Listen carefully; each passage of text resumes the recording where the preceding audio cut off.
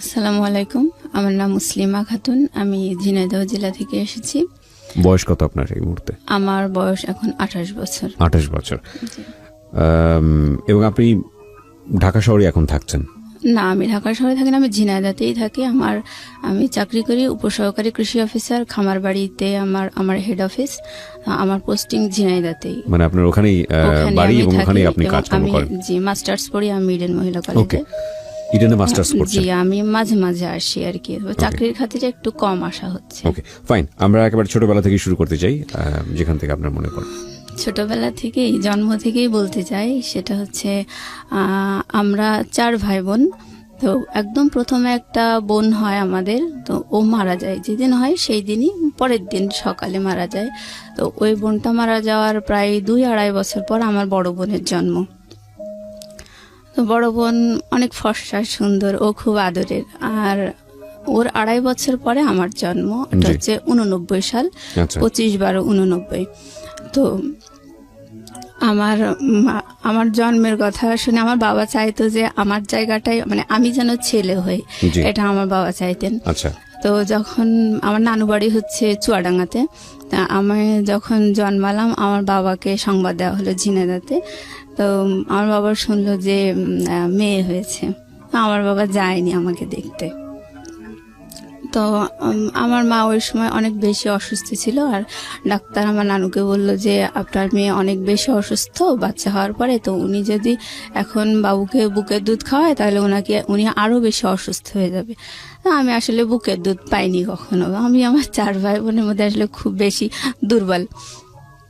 তো ওইভাবে আমি 3-4 মাস নানু বাড়িতে থাকার পরে যখন বাসায় আসলাম, আমাকে আমার মা নিয়ে আসলো। আমি কখনোই বুকের দুধ পাইনি, আমাকে গরুর দুধ খাওয়ানো হতো। তো বাসায় আসার পরে আমার বাবা, আমি হয়েছি কালো, মানে খুব চিকন, খুব রোগা রোগা। আমার বাবার পছন্দ হয়নি। তারপরেও সে চাইতো যেন একটা ছেলে হয়। সেই হিসেবে আসলে তার মনটা খুব বিষণ্ণ ছিল।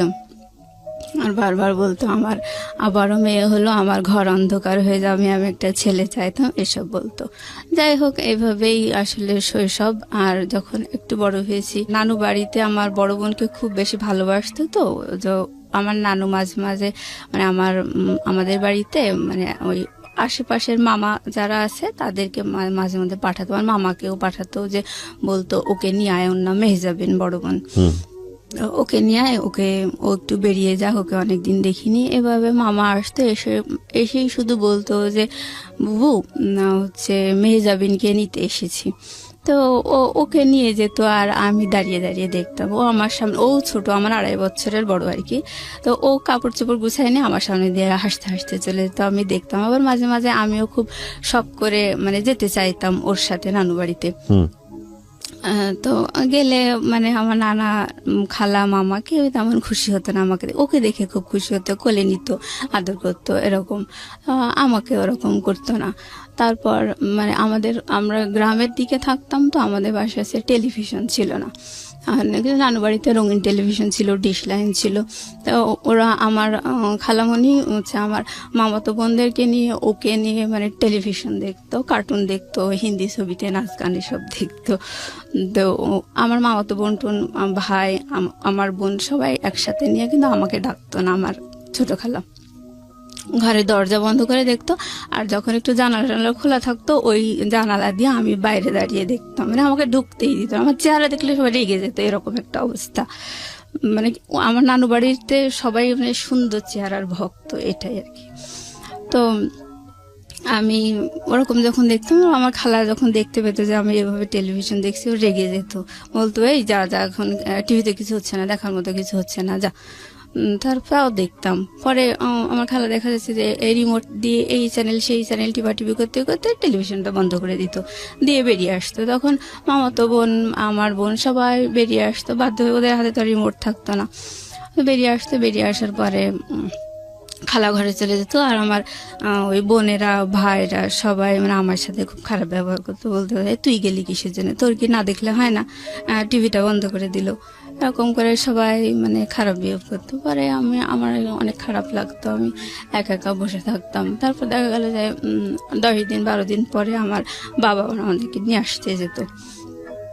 তখন আমার নানি বলতো যে থাক মেহজাবিনকে যেতে হবে না, এরকম ওকেই আটকাতো। মানে সুন্দর যে সে তাকে আটকাতো। হ্যাঁ, আমার বড় বোনকে ওকে যেতে হবে না এরকম বলতো। তো আমাকে কেউ ওরকম বলতো না, আমি আমার বাবার সাথে চলে আসতাম বাড়িতে।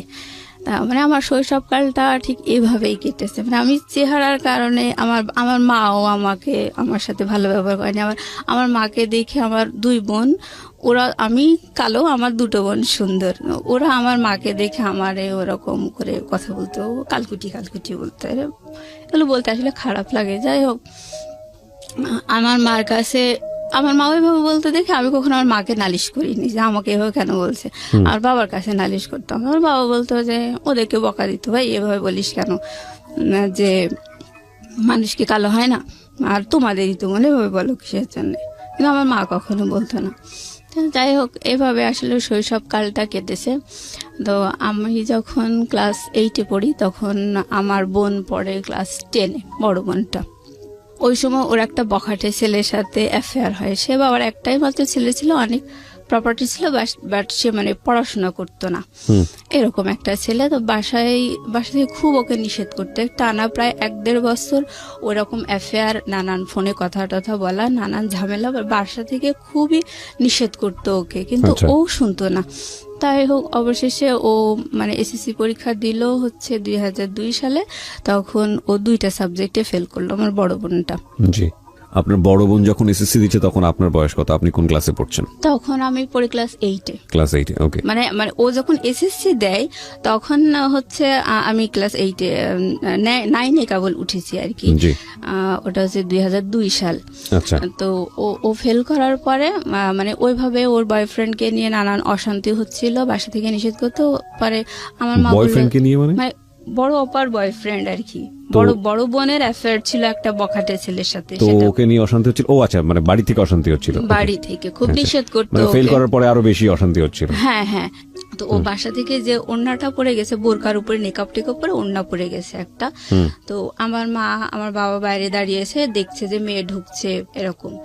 তো ও ক্লাসে ঢুকে পরীক্ষা টরীক্ষা কতটুকু দিয়েছে ও জানি না। যাই হোক, ও মানে আধা ঘন্টা কি 1 ঘন্টা পরে ওয়াশরুমে যে ওপরের ওড়নাটা চেঞ্জ করে ওই সামনের দরজা মানে বারান্দা দিয়ে চলে এসছে বাবা মাকে দেখতে। ও দেখছে যে বাবা মা ওকে দেখতে পাচ্ছে, কিন্তু বাবা মা ওড়না চেঞ্জ করছে দেখো, বাবা মা তোকে চিনতে পারেনি।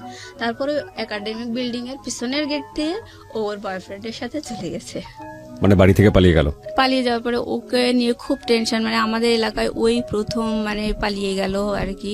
আর মানে পরীক্ষা সেন্টার থেকে পালিয়ে যাওয়াটা মানে সব মিলিয়ে খুব বিচ্ছিরি একটা কেলেঙ্কারি অবস্থা। আর বাবা মা মানে একেবারে হতাশ। তো ও তো বিশাল একটা হার্ট করলো। তো আমার বাবা আসলে কেমন পাগলের মতো, ওর তো প্রায় 6 মাস মতো কোনো খোঁজই পাওয়া যায়নি। ও পালিয়ে যাওয়ার 4-5 দিন পরে বাসায় টেলিফোনে ফোন করছে। ফোন করে বলছে যে আব্বা রিসিভ করার পরে ও আব্বা বলছে যে মা তুমি আমাকে দেখতে আসবে না, কাঁদছে বলছে। তখন ও বলছে যে না, তোমাদেরও আমার দরকার নেই, আমারও তোমার দরকার নেই। এভাবে বলার পরে বাবা ওর লাইন কেটে দিয়ে মানে আমার ও খোঁজই নাই। 5-6 মাস পরে আমার বাবা বাধ্য হয়ে কেস করলো যে আমার মেয়েকে এরকম নিয়ে গেছে, নাবালক মেয়ে, আমি পাচ্ছি না। তারপর ওরা কেস করার পরে পুলিশের যে নানান হ্যারাসমেন্ট এগুলো ওরা শিকার হলে এগুলো পরে ওদেরকে পাওয়া গেল, ওরা আসলো আর কি। তখন আমার বাবা মেনে নিল ওকে, মেনে নিল। হ্যাঁ, মানে জামাই সহ মেনে নিল। হ্যাঁ, জামাই সহ মেনে নিল। তো যখন ওকে মেনে নিল, ও বাসায় আসলো, তখন ও 4 মাসের প্রেগনেন্ট। তখন ওর বেবি হলো 2004 সালে। আর ওকে ক্লাস 9-এ ভর্তি করে দেওয়া হলো 2005 সালে। ওই টিচারদেরকে বলে যে যাই হোক ভুল টুল করেছে, আপনারা আবার একটু শুরু করার ব্যবস্থা করেন। তো ওকে 9-এ ভর্তি করে দিল। ওর বেবিটা তখন বসতে শিখেছে। আর ওই 2005 সালে আমি এসএসসি ক্যান্ডিডেট। তো আমি ওর বাবুটাকে রাখি, পড়াশোনা করে, আমার তো আর স্কুল নেই। ও যেত স্কুলে আর পড়াশোনা করতো। যাই হোক, এইভাবেই ও এসএসসি পাশ করলো। তারপর এসএসসি পাশ করার পর ওর হাজবেন্ড বিদেশে গেল। আমার বাবাই খরচা করে বিদেশে পাঠায়। মানে ওদের সাথে আসলে আত্মীয়তা হয় না, কিন্তু তারপরেও মেনে নিয়েছে, কি করা যাবে। এই ফাঁকে 2 বছর ছিল ওর হাজবেন্ড বিদেশে, ও এই ফাঁকে ইন্টারমিডিয়েটটা পাশ করলো। আচ্ছা। পাশ করার পরে ইডেন মহিলা কলেজে অ্যাডমিশন দিল। ও হচ্ছে ইকোনমিক্সে চান্স পেল। চান্স পাওয়ার পরে ও যখন মানে স্কুলে থাকতে প্রাইভেট পড়তো, তখন ওর সাথে আরো কয়েকটা ওর ফ্রেন্ডও প্রাইভেট পড়তো। আমরা সবাই গার্লস স্কুলে পড়ছি, বাট বয়েজ স্কুলটা পাশেই ছিল। বয়েজ স্কুলের কিছু ফ্রেন্ড ওর সাথে প্রাইভেট পড়তো। ওখানে একটা ছেলে ওরই ক্লাসমেট ওকে খুব পছন্দ করতো ওই সময়, যখন ওর হাজবেন্ডের সাথে ওর অ্যাফেয়ার ছিল। তো ওই ইডেনে চান্স পাওয়ার পরে ওই ভাইয়াটা বললো যে দেখ, সেই সময় আমি তোকে খুব পছন্দ করতাম, তোকে এখনো আমি পছন্দ করি। এটা বলার পরে ও দেখলো যে না, আসলে ও একটু বল পেলো। হ্যাঁ, আর ইডেন কলেজে চান্স পাওয়ার পরে ও দেখলো তো এটা একটা অন্যরকম জগৎ। ও একদম গ্রাম লেভেলে বিয়ে করছিল, মানে তখন আর ওর ফ্রেন্ডটা এরকম বললো যে আমি তোকে এখনো পছন্দ করি। তখন ও একটু মানে ভরসা পেল। তারপর ওর হাজবেন্ডকে ডিভোর্স দিয়ে দিল। দেওয়ার পরে মানে ওই ভাইয়াটার সাথে ওর রিলেশন শুরু। এই পর্যন্ত আমি ওর গল্পটা থামাতে যাচ্ছি, তারপর আমি আমার গল্প বলছি। আমি 2005 সালে এসএসসি পাশ করার পরে আমার বাবা আমাকে খুলনাতে কৃষি ডিপ্লোমা ভর্তি করে দিল। জি। তো আমি আমার বোন যখন পালিয়ে গিয়ে বিয়ে করছিল, তখনই আমি মানে বাবা মায়ের এরকম মানসিক অবস্থা দেখে খুব চারিদিকে মান সম্মানের একটা বিচ্ছিরি হ্যারাস, এই কারণে আমি মানে খুব ডিটারমাইন্ড হয়েছিলাম ওই সময় যে আমি কখনো পালিয়ে গিয়ে বিয়ে করব না, প্রেম করব না। এই আমার বাবা মাই আমাকে আশীর্বাদ করে ভালো ছেলে দেখে বিয়ে দেবে, এরকম একটা ইচ্ছে ছিল। ওকে। তো আমি যখন ডিপ্লোমা সেকেন্ড ইয়ারে পড়ি, তখন আমার বাবা আমাকে একটা বিয়ে ঠিক করেছিল। সেই ছেলেটা ঢাকাতেই ছিল, সেটা মিডিয়াতে এটিএনএ মানে আর কি চাকরি করতো, প্লাস দু একটা ওই নাটক নির্মাণ করতে, এরকম একটা। তো সেই ছেলেটা আমাকে দেখে পছন্দ করছিল, বাট তার পরিবার আমাকে পছন্দ করেনি। ওকে। এই তো এখানে আর হলো না। আমার মায়ের একটা স্বভাব আমি বলতে চাই যে উনি খুব আগাম গল্প করা পছন্দ করে, আগে আগে গল্প করে, আর সে কখনো নিজের দোষগুলো ধরে না। আর যখন মানে আমি জাস্ট বলছি, এগুলো আমার নিন্দা বলছি না, আমি সারা জীবন এরকমই দেখে আসছি। তো কখনো নিজের দোষ ধরে না। ইভেন যদি তার নিজের দোষ ধরা হয়, তখন সে এতটাই আগুন হয়ে যায় যে মানে উল্টা সে আরো বদনাম দেয়, মানে মিথ্যা একটা বদনাম দিয়ে থামানোর চেষ্টা করবে, এইভাবে এরকম। আর আমার বাবা হচ্ছে কি, উনি খুব কেয়ারলেস সংসারের প্রতি। সে বাইরে মানে অন্যদের কাছে সে উদার হওয়া পছন্দ করে, সম্মানিত হওয়া পছন্দ করে, বাট সে পরিবারের প্রতি খুব কেয়ারলেস, এরকম। তো আমার বাবা যখন আমার ওই বিয়েটা ঠিক করলো, তখন আমাকে থার্ড ইয়ারে আমি পড়ি, প্রায় থার্ড ইয়ারে উঠেছি ওই সময়। তো আমার বাবা আমাকে টাকা দিয়ে আসতে গেছে, হোস্টেল খরচ দিয়ে আসার সময় আমার বাবা বলছে যে তোমার থার্ড ইয়ার মানে 6th সেমিস্টারে উঠবো আমি ওই সময়। আমার বাবা বলছে তোমার 6th সেমিস্টারে ওঠার আগ দিয়ে যদি বিয়ে হয়ে যেত তাহলে খুব ভালো হতো। আমি বলছি কেন? বলছে যে তাহলে টাকাটা ওই তারেক দিত, মানে আমার যে ছেলের সাথে বিয়ে ঠিক হয়েছে ওই ছেলেটার নাম হচ্ছে তারেক। এখন বলছে তাহলে ও তোমার ভর্তি খরচটা তারেক দিত। মানে আমার বাবা সবসময় চাই যে অন্যরা কষ্ট করুক, যাই করুক, কোনোভাবে কাজটা কমপ্লিট হয়ে যাক, আমি ঝামেলামুক্ত হয়ে যাই, এরকম একটা মেন্টালিটি। বদনাম না, আমরা সব ভাই বোনই এরকমই দেখে আসছি। যাই হোক, বড় বোনকে বেশি ভালোবাসতো, ওর প্রতি একটু যাই হোক। আচ্ছা, আমি এখন বলছি যে আমি আমার বাবাকে বললাম যে তুমি তাহলে ওই কথা কেন বলছো, সেমিস্টার ফি অনলি 2500 টাকা, আর তুমি বিয়ের অ্যারেঞ্জ তো অনেক বেশি হয়, তো তুমি এই কথা কেন বলছো? 2500 টাকা তুমি দিতে পারবে না, এটা কি? আমার বাবা কোনো কথা বললো না, আমাকে টাকা দিয়ে বাসায় চলে গেল। তো আমার যখন বিয়েটা ঠিক হয়েছে, অলরেডি আমার সাথে তার দেখা হয়নি, কিন্তু আমার বোন, আমার ভাই তাকে দেখে এসছে। মানে ছেলেটা আমার জীবনে একটা ইয়াং ছেলে চেহারা, এত মানে একটা হাড্ডি সার, হ্যাঁ, আর চুলগুলা বড় বড় এরকম, মানে আমি একেবারে চুজেবল না, তো বয়সও অনেক। যাই হোক, তারপর আমি সবসময় বলতাম যে না, আমি কখনো, বাবা মা আমাকে আশীর্বাদ করে দেবে, সেই হিসেবে আমারও মানে ওদের বর্ণনা শুনে আমারও পছন্দ হয়নি, তারপর আমি মেনে নিয়েছিলাম। তো যাই হোক, আমার মা মানে আমার সাথে দেখা সাক্ষাৎ, আমার ওই পাত্রটার সাথে দেখা সাক্ষাৎ হওয়ার আগেই আমার মা আমাদের পাড়া প্রতিবেশী, আত্মীয় স্বজন সবার কাছে বলে বেরিয়েছে আমি মেয়েকে মিডিয়ার একটা ডিরেক্টরের সাথে বিয়ে দিচ্ছি। এইভাবে বিশাল গল্প করে, মানে আমি কলেজেই আছি, আমি কিছুই জানি না। তারপর কিছুদিন পর আমার বাবা বলতেছে, তোমাকে তো ওই পাত্রপক্ষের থেকে দেখতে আসবে, তুমি বিয়ে তো হয়েই যাবে, তুমি তোমার লাগেজপত্র সব গুছাই নিয়ে প্রিন্সিপাল স্যারকে বলবা যে তোমার বিয়ে হয়ে যাবে, তুমি আমার বিয়ে হয়ে যাবে, আমি ঢাকায় ট্রান্সফার হয়ে যাব, আমার জন্য টিসি রেডি করবেন, এটা তোমার প্রিন্সিপালকে বলে তুমি জিনিসপত্র গুছাই নিয়ে চলে আসবা। তো এর মাঝে আমার ওই ছেলেটা আমাকে দেখতে এসেছে, দেখতে আসার পরে আমাকে দেখে বেশ পছন্দ হয়েছে তার। তো আমার বান্ধবীদেরকে আমারও পছন্দ, মানে সে আমাকে পছন্দ করছে, বাট তাকে দেখে আমার মোটেও পছন্দ হয়নি, আমার বান্ধবীদেরও পছন্দ হয়নি। এই তোরে কি ঠিক করছে, বাদ দে, এরকম বললো। তারপর আমি বলছি, না রে, বাবা মা ঠিক করেছে, তা থাক, সব তার চেহারার মধ্যে নেই, ভালো মন মানসিকতা থাকতেই পারে। আমি আর কিছু বললাম না। তারপর প্রিন্সিপাল স্যারকে ওইভাবে বলে আমি বাসায় চলে আসছি। তো বাসায় যখন আসার পরে আশেপাশে লোকজন বলছে, আর কয়দিনই বা 2 দিন বাদে তো শ্বশুর বাড়িতে চলে যাবে, এরকম করে বলতেছে। এবং আমি খুব হতবাক, না আমার সাথে এখন তো কিছুই হয়নি, তাই এত লোকে জানে বিষয়টা, খুব অবাক লেগেছে। তারপর আমি চলে আসলাম। বাসায় আসার পরে ওই পাত্রপক্ষের বাবা মা ওরা দেখতে আসলো, আসার পরে কিছু বললো না, বাড়িতে যে বললো যে মেয়ে দেখে পছন্দ হয়নি, এরকম। যাই হোক, ওই পার্টটা চুকে গেল। বিয়ে যেহেতু হলো না, আমি আবার পরে প্রিন্সিপাল স্যারকে ফোন দিয়ে বললাম যে স্যার, এরকম আমি কলেজে আসতে চাচ্ছি। তো তখন প্রিন্সিপাল স্যার আসলে ওই মুহূর্তে একটু অন্য টেনশনে ছিল, হয়তো একটু মনটা খারাপ ছিল। তখন আমার বলছি, দেখো বাবু, তুমি আমাকে বলেছিলে টিসি রেডি করতে, আমি তো ওইটা নিয়েই আসি, তোমার জন্য আমি টিসি রেডি করছি, যাই হোক তুমি আমারে ফোন দিও না। মানে ওই সময় উনি অন্য কারণে টেনশনে ছিল, আমার সাথে ভালো বিহেভ করেনি। এবার আমি আমার বাবাকে বলছি, মাকে বলছি, স্যার তো কথা বললো, এখন কি করা যায়? তখন আমার মা আমার বাবা দুজন মিলে আমাকে ওই লাগেজপত্র সব নিয়ে আবার আমাকে কলেজে রেখে আসলো, এবং প্রিন্সিপাল স্যারকে সব ঘটনা খুলে বললো, মানে মিথ্যা বললো যে ওরা প্রাইভেট কার দাবি করেছে দেখে মেয়েকে দেয়নি। আমার ফাইনাল ইয়ারে যখন, তখন আমার বাবা আরো একটা বিয়ে ঠিক করলো। তো ওই ছেলেটা ছিল এসএসসি পাস করে মানে প্রাইভেট পলিটেকনিক থেকে ডিপ্লোমা একটা সেমিস্টার পড়ে বাদ দিয়ে দিয়েছে পড়াশোনা, এরকম একটা ছেলের সাথে। তবে সেই ছেলেটা খুবই সুদর্শন, মানে গল্প শোনা আর কি, আমি দেখিনি। তো ওরকম একটা ছেলের সাথে আমার বাবা আমাকে বিয়ে দেওয়ার জন্য নানু বাড়িতে মতামত দিয়ে আমাকে নানু বাড়িতে নিয়ে গেল দেখানোর জন্য। পরে ওই ছেলের পরিবারও আমাকে দেখে পছন্দ করেনি। তো যাই হোক, ওইটাই শেষ।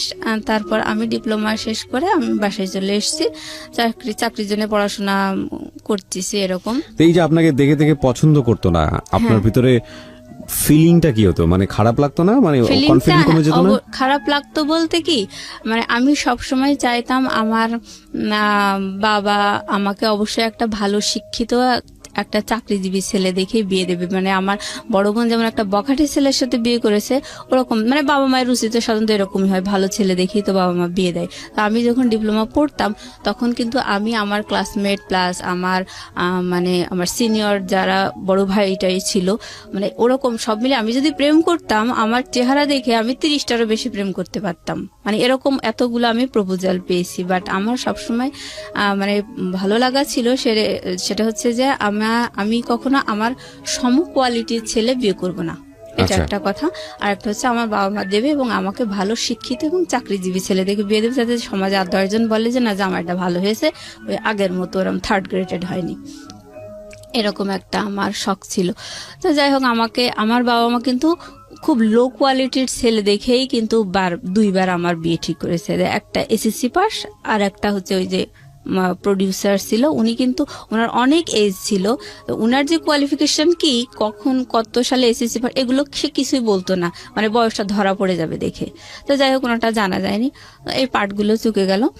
তো আমি ডিপ্লোমা শেষ করে বাসায় এসে, মানে ওই সময় যখন পড়তাম আর কি ডিপ্লোমা, তখন ফাইনাল ইয়ারের দিকে এসে আমার বেশ কয়েকটা বান্ধবীর বিয়ে হয়। তো ওরা অ্যারেঞ্জ ম্যারেজ, সব বাবা মাই দিয়েছে ওদের। তো ওদের হাজবেন্ডরা মানে শিক্ষিত ছিল, সবাই অনার্স মাস্টার্স পাস, ইভেন তারা ভালো প্রাইভেট ফার্মে জব করতে, এরকম। তা আমার দেখে ভালোই লাগতো। তা আমি তখন ভাবতাম যে আমার বাবা মায়ের উপর আমি এতটা ডিপেন্ড করি, আর আমার জন্য কোন কোয়ালিটির ছেলে ঠিক করেছে। যদিও তারা আমাকে দেখে পছন্দ করেনি, আমাকে দেখে পছন্দ করেনি দেখেই মানে আমি রেহাই পেয়েছি। হ্যাঁ, মানে আমার বাবা মা কখনো আমাকে জিজ্ঞাসা করেনি যে তোমার কেমন ছেলে পছন্দ, বা এই দুটো ঠিক করেছি, এগুলো তোমার ভালো লেগেছে না, এগুলো আমাকে কখনো জিজ্ঞেস করেনি। তো আমার এরকম একটা খুব মনক্ষুণ্ণ ছিলাম আমি, যে কেমন একটা ছেলে দেখলাম, আমার বান্ধবীদেরও তো বিয়ে হলো, তো এরকম নিয়ে আমার খুব মনটা খারাপ ছিল। ওইভাবে আমি বাসায় পড়াশোনা করি। আর আমার স্বভাবটা হচ্ছে আমি কখনো বেশি কথা বলি না, চুপচাপ থাকতে আমার ভালো লাগে। আচ্ছা। আর আমার ছোট বোনটা কিন্তু অনেক চালাক, ওকে একটা অন্যায় কথা বললে ও দেন অ্যান্ড দেন মানে ওটা সঙ্গে সঙ্গে রিপ্লাই দিয়ে দেয়, একদম মানে রিয়েল অ্যান্সার যা হওয়া উচিত সেটা দিয়ে দেয়। আর আমার বড় বোন কিন্তু একটু বেশিই চালাক, ওকে যদি একটা অন্যায় কথা বলা হয়, ও ওই অন্যায় কথাটা যে ওটা যে আসলে অন্যায় কথা এটা পেটের থেকে বের করার জন্য ও আর একটা পাল্টা অন্যায় কথা বলে দেবে, ওকে, দেওয়ার পরে ও সত্যিটা যাচাই হয়ে যাবে ও এরকম। আর আমি হচ্ছে অন্যায় কথা শুনে চুপ করে বোকার মতো হা করে থাকি, মানে কোনো প্রতিবাদ করতে পারি না, মানে কি যে অ্যান্সার হবে সেটাই আমার মাথায় ঢোকে না। পরে দেখা যায় যে ওটা নিয়ে আমি 3 দিন 4 দিন ধরে চিন্তা ভাবনা করছি, কেন এটা বললো, এটার অ্যান্সার কি হতে পারে। পরে দেখা যায় যে আর উত্তর দেওয়ারই সময় থাকে না, এরকম স্বভাবের হচ্ছে আমি। তো যাই হোক, আমি বাসায় মাঝে মাঝে বান্ধবীদের কথা মনে পড়ে। তো আমার বাবা মায়ের এরকম পাত্র ঠিক করা দেখে খুব খারাপ লাগে। তো আমি বাসায় এসে চাকরি বাকরির জন্য পড়াশোনা করছি। আমার বোন কিন্তু ইডেনে চান্স পেয়েছে 2010 সালে, আমিও ডিপ্লোমা শেষ করে আমার রেজাল্ট বেরিয়েছে 2010 সালে। এটা ওরা আমার রেজাল্টের মানে 1 সপ্তাহ তফাৎ আর কি। তো ওই ইডেনে চান্স পেয়েছে, ও খুব আনন্দে আছে, আমিও চাকরির মানে আমার ডিপ্লোমাতে আমি ফার্স্ট ক্লাস পেয়েছি, আমিও খুব আনন্দে আছি। কারণ বাবা মায়ের সিদ্ধান্ত হচ্ছে যে আমার মেয়েকে যেহেতু দেখে 2 পাত্র পছন্দ করেনি, আমি চাকরি বাকরির ব্যবস্থা করব, চাকরি দেব, তারপরে মেয়েকে বিয়ে দেবো। তখন মানে এটা আমার বাবা মায়ের সিদ্ধান্ত। আপনাকে চাকরি দিবেন নাকি জামাইকে? না, আমাকে। ওকে, জামাই তো নাই তখন, তো কোনো জামাই মানে এরকম হয় না ছেলে বেকার তাকে বিয়ে দিয়ে দিল এবং চাকরি দিয়ে দিল? না, ওরকম না, আমাকে এস্টাবলিশ করবে এরকম, মানে আমাকে দেখে তো পছন্দ করে না, এই জন্য আমাকে এস্টাবলিশ করতে চাইতো। তো আমি সে আশা নিয়ে পড়াশোনা করছি। তো ওই সময় আমাদের বাসার পাশে একটা ভাইয়া ভাড়া থাকতো, উনি এনজিওতে চাকরি করতো, আর হচ্ছে একটা ন্যাশনাল ইউনিভার্সিটিতে পড়তো, অনার্স কমপ্লিট করে মাস্টার্স সে পড়তো প্লাস চাকরি করতো। আর আশেপাশে মানে সে টিউশনিও করতো, সে আমাদের এলাকার ছেলে না, বাইরের। তো যাই হোক, ওই ভাইয়াটার সাথে আমাদের খুব ভালো, আমাদের পারিবারিক মানে প্রাইভেট পড়াতে তো খুব ট্যালেন্ট ছেলে ছিল। আমার মাই বলেছিল যে আমার মেয়ে এরকম চাকরির পরীক্ষা দেবে, ওর জন্য একটু পড়াশোনার ব্যবস্থা, উনিও আবার বিভিন্ন চাকরির পরীক্ষা টরীক্ষা দিত। তো বিভিন্ন ছেলেদেরকে ওরকম প্রাইভেট পড়াতেন। তো আমার মাও শুনলো, শোনার পরে ওনাকে বললো যে বাবা, আমার মেয়ে তো এরকম ডিপ্লোমা কমপ্লিট করে বাসায় এসছে, ও তো চাকরির পরীক্ষা দেবে, তুমি যদি বাবা একটু পড়াই দিতে তাহলে ভালো হতো। চাকরির পরীক্ষায় কি আসবে কি না আসবে ও তো কিছু জানে না। বলে আচ্ছা ঠিক আছে আন্টি। তারপর ও আমাদের বাসায় আসতো, ভাইয়াটা, ওনার নাম হচ্ছে টুটুল।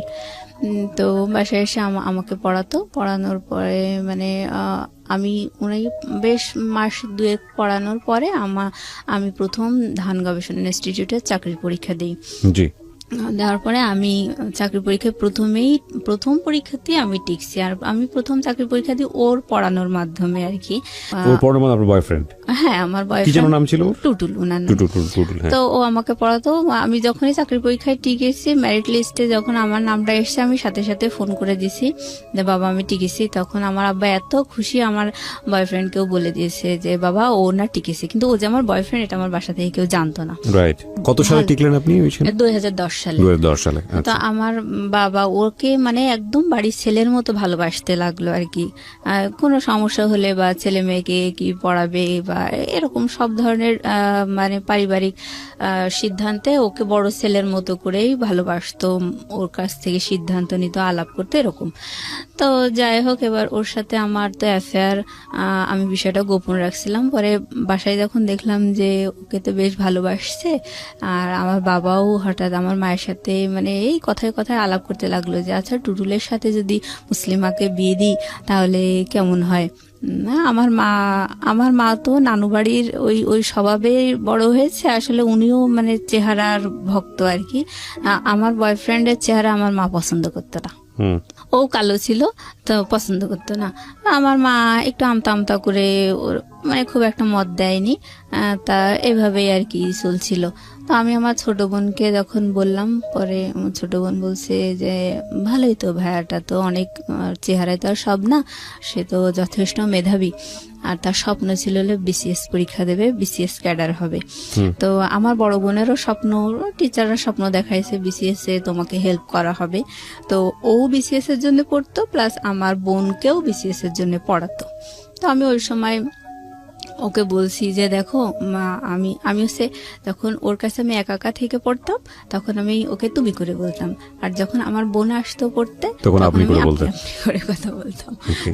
যাই হোক, এবার ওকে আমি একা পেয়ে বলতেছি যে দেখো আমার না অনার্স পড়ার খুব শখ, বড় আপি হচ্ছে অনার্সে চান্স পেয়েছে, ও তো একদম ঝরেই গিয়েছিল, তারপরে ওকে কত ভালো জায়গায় উঠায় নিয়ে আসছে। আমারও অনার্স ইংলিশে অনার্স পড়ার খুব শখ, আমার ডিপ্লোমা পড়ার মোটেও শখ ছিল না। তো বলছে, আচ্ছা ঠিক আছে, এটা তো ইন্টারমিডিয়েটের সমমান, তুমি তো অ্যাডমিশন দিতে পারবা, তা আমি অ্যাডমিশনের বই টইগুলো নিয়ে এসে তোমাকে পড়াবো। তাই বলে ও আমাকে পড়াতে লাগলো। আর বিএল কলেজে ও খোঁজ নিল যে আমি অ্যাডমিশন দিতে পারবো কিনা। তখন ওখান থেকে বলে দিল যে না, সেশন ওভার হয়ে গেছে, 1 ইয়ার ওভার হয়ে গেছে। এটা যদি 2009 সাল হতো তাহলে ও অ্যাডমিশনের জন্য ফর্ম তুলতে পারতো। Okay. তো আমার হলো না, ওখানেই ব্রেক হয়ে গেল। তো আমি খুব কষ্ট পেলাম। আর আমি যখন অনার্সের জন্য পড়তাম তখন আমার বড় বোন বলতো, অনার্সের জন্য তোর পড়ার কি দরকার, তুই চাকরি বাকরির জন্য ট্রাই কর, চাকরি করার মতো যোগ্যতা তো তোর হয়েছে, তোর এসব মানে ও জেলাস ছিল এক কথায়, চাইতো না যে আমি আর একটু উপরে উঠি। তো ওরকম করে ও নিষেধ করতো, আমি ওগুলো কানে তুলতাম না।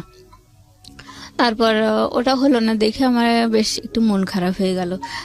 এর মধ্যে আমার ওইভাবে আর কি আমাদের ঘটনাগুলো চলতে লাগলো। আর এর মধ্যে হঠাৎ আমার ছোট বোন, ও এসএসসি পাশ করে আসলে 2006 সালে, ওর ডিপ্লোমা ভর্তি করে দিয়েছিল বাবা যে ঢাকাতে মহিলা পলিটেকনিকে সিভিলে। ওর ডিপ্লোমা মানে ওরও প্রায় শেষের দিকে। ওই সময় ওর একটা বয়ফ্রেন্ড ছিল, ছেলেটার বাসা হচ্ছে বরিশালে। তো বরিশালের মানুষকে আমাদের এলাকায় খুব ডেঞ্জারাস মনে করে, তো ওকে সাপোর্ট করতো না। তো ও আবার ওর ওই বয়ফ্রেন্ডের সাথে একটু বেড়াতে গিয়েছিল কোথায় জানি, যাই হোক।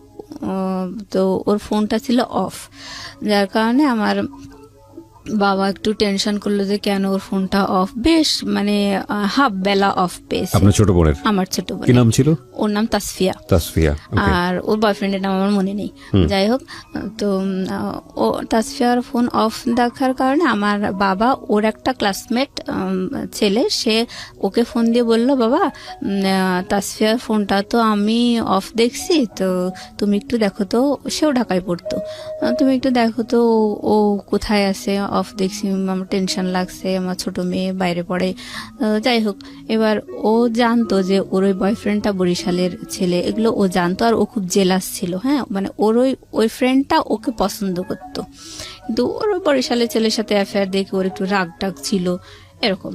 তো ও দেখলো এটা একটা প্রতিশোধ নেওয়ার বেশ ভালো সময়। তো ও মানে আমার বোনকে কোনো খোঁজ খবর না নিয়ে ও ফোন ট্রাই করেছে, ফোনটা অফ দেখেছে ওর ওই ফ্রেন্ডটা। তারপর ও হচ্ছে আমাদের পাড়ায় কয়েকটা ওর পরিচিত, মানে ওর এই ফ্রেন্ডটার পরিচিত কয়েকটা মেয়েকে ফোন দিয়ে বলেছে যে তাসফিয়াকে না পাওয়া যাচ্ছে না, ও পালিয়ে গেছে, এরকম করে বলেছে। বলার পরে তখন পাড়া প্রতিবেশীরা মানে একটু মনক্ষুণ্ণ, মানে তারাও একটু ঠাট্টা করার সুযোগ পেল, বলতেছে ও উনার 2 সুন্দরী মেয়ে তাহলে একই কাজ করলো, এরকম বলতেছে।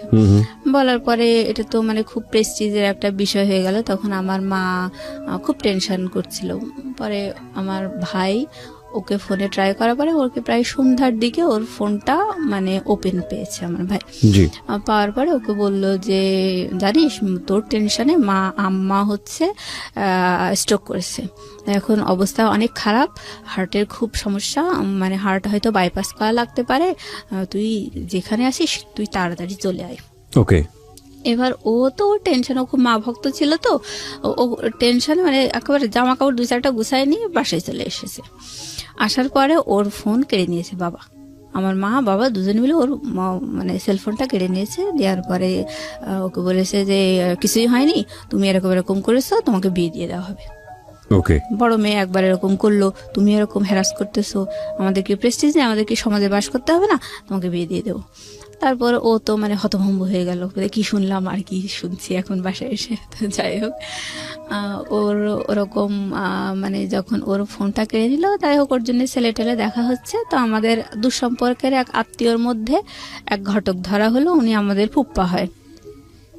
তো ওই ফুপ্পা একটা মানে ওই ফুপ্পা আর ওনার ভাইরা ভাই, মানে 2 ফুপ্পা আর কি। জি। তো ছোট ফুপ্পাটা একটা ভালো পাত্র নিয়ে আসলো, সেই ছেলে হচ্ছে ঢাকা ইউনিভার্সিটি থেকে অনার্স মাস্টার্স করা, মনে হয় ম্যানেজমেন্ট নাকি সাবজেক্টটা মনে নেই। উনি অগ্রণী ব্যাংকের সিনিয়র অফিসার ছিলেন ভাইয়াটা, প্লাস বিসিএস এর ভাইবা দেবে এরকম একটা পর্যায়ে ছিল। আর ওনার বাবা মা কেউ নেই। উনি বলতো যে আমি আমার ওয়াইফকে দিয়ে চাকরি করাবো না, আমি সংসার করাবো, তবে আমি একটা ভালো মেয়ে চাই, এরকম একটা সুন্দর মেয়ে চাই। তো যাই হোক, ওদের ঘর বাড়ি ভালো ছিল না। ওনার ভাই ওনাকে পড়াতো, পাত্রের ভাই আর কি। তো ওনার বড় ভাই এসে আমার বোনকে দেখে গেল, খুব পছন্দ হলো। তো ওই আমার ওই 2 ফুপ্পার মধ্যে যে বড় ফুপ্পা, সেই হচ্ছে আসল ঘটক। উনি বলল কি, ওই ফুপ্পার হচ্ছে ভাগ্নে মানে পাত্র আর কি, উনার পছন্দের পাত্র। মানে উনি বললো যে আমার হাতেও একটা পাত্র আছে, সেটা আমার ভাগ্নে হয়। তো সে হচ্ছে সিভিল ইঞ্জিনিয়ার, তো সেও ডিপ্লোমা ইঞ্জিনিয়ার, কিন্তু আপনার মেয়ে তো ডিপ্লোমা ইঞ্জিনিয়ার, তার তো একটা বিএসসি ইঞ্জিনিয়ার দেওয়া উচিত, সেও তো ওরকমই চায়। আর এই পাত্রের কথা বাদ দেন ভাই, কারণ বাড়ি ঘর দুয়ার থাকার তো দরকার আছে, ওদের তো টয়লেট বাথরুমও ভালো না। এরকম করে মানে ওই পাত্রটাকে হটানোর চেষ্টা করলো। হ্যাঁ, ও চাইতো যে ওনার ভাগ্নেটার সাথে আমার বোনের জন্য বিয়ে হয়। তো আমার বাবা মা ওই অত ভালো একটা কোয়ালিফাইড ছেলেকে ডিনাই করে দিল আমার ওই ফুপ্পাটার, বড় ফুপ্পাটার কথা শুনে। তারপরে ওই ডিপ্লোমাধারী ওই ছেলেটার সাথে, ওনার ভাগ্নে আর কি, ওনার সাথে আমার বোনের বিয়ে ঠিক করলো।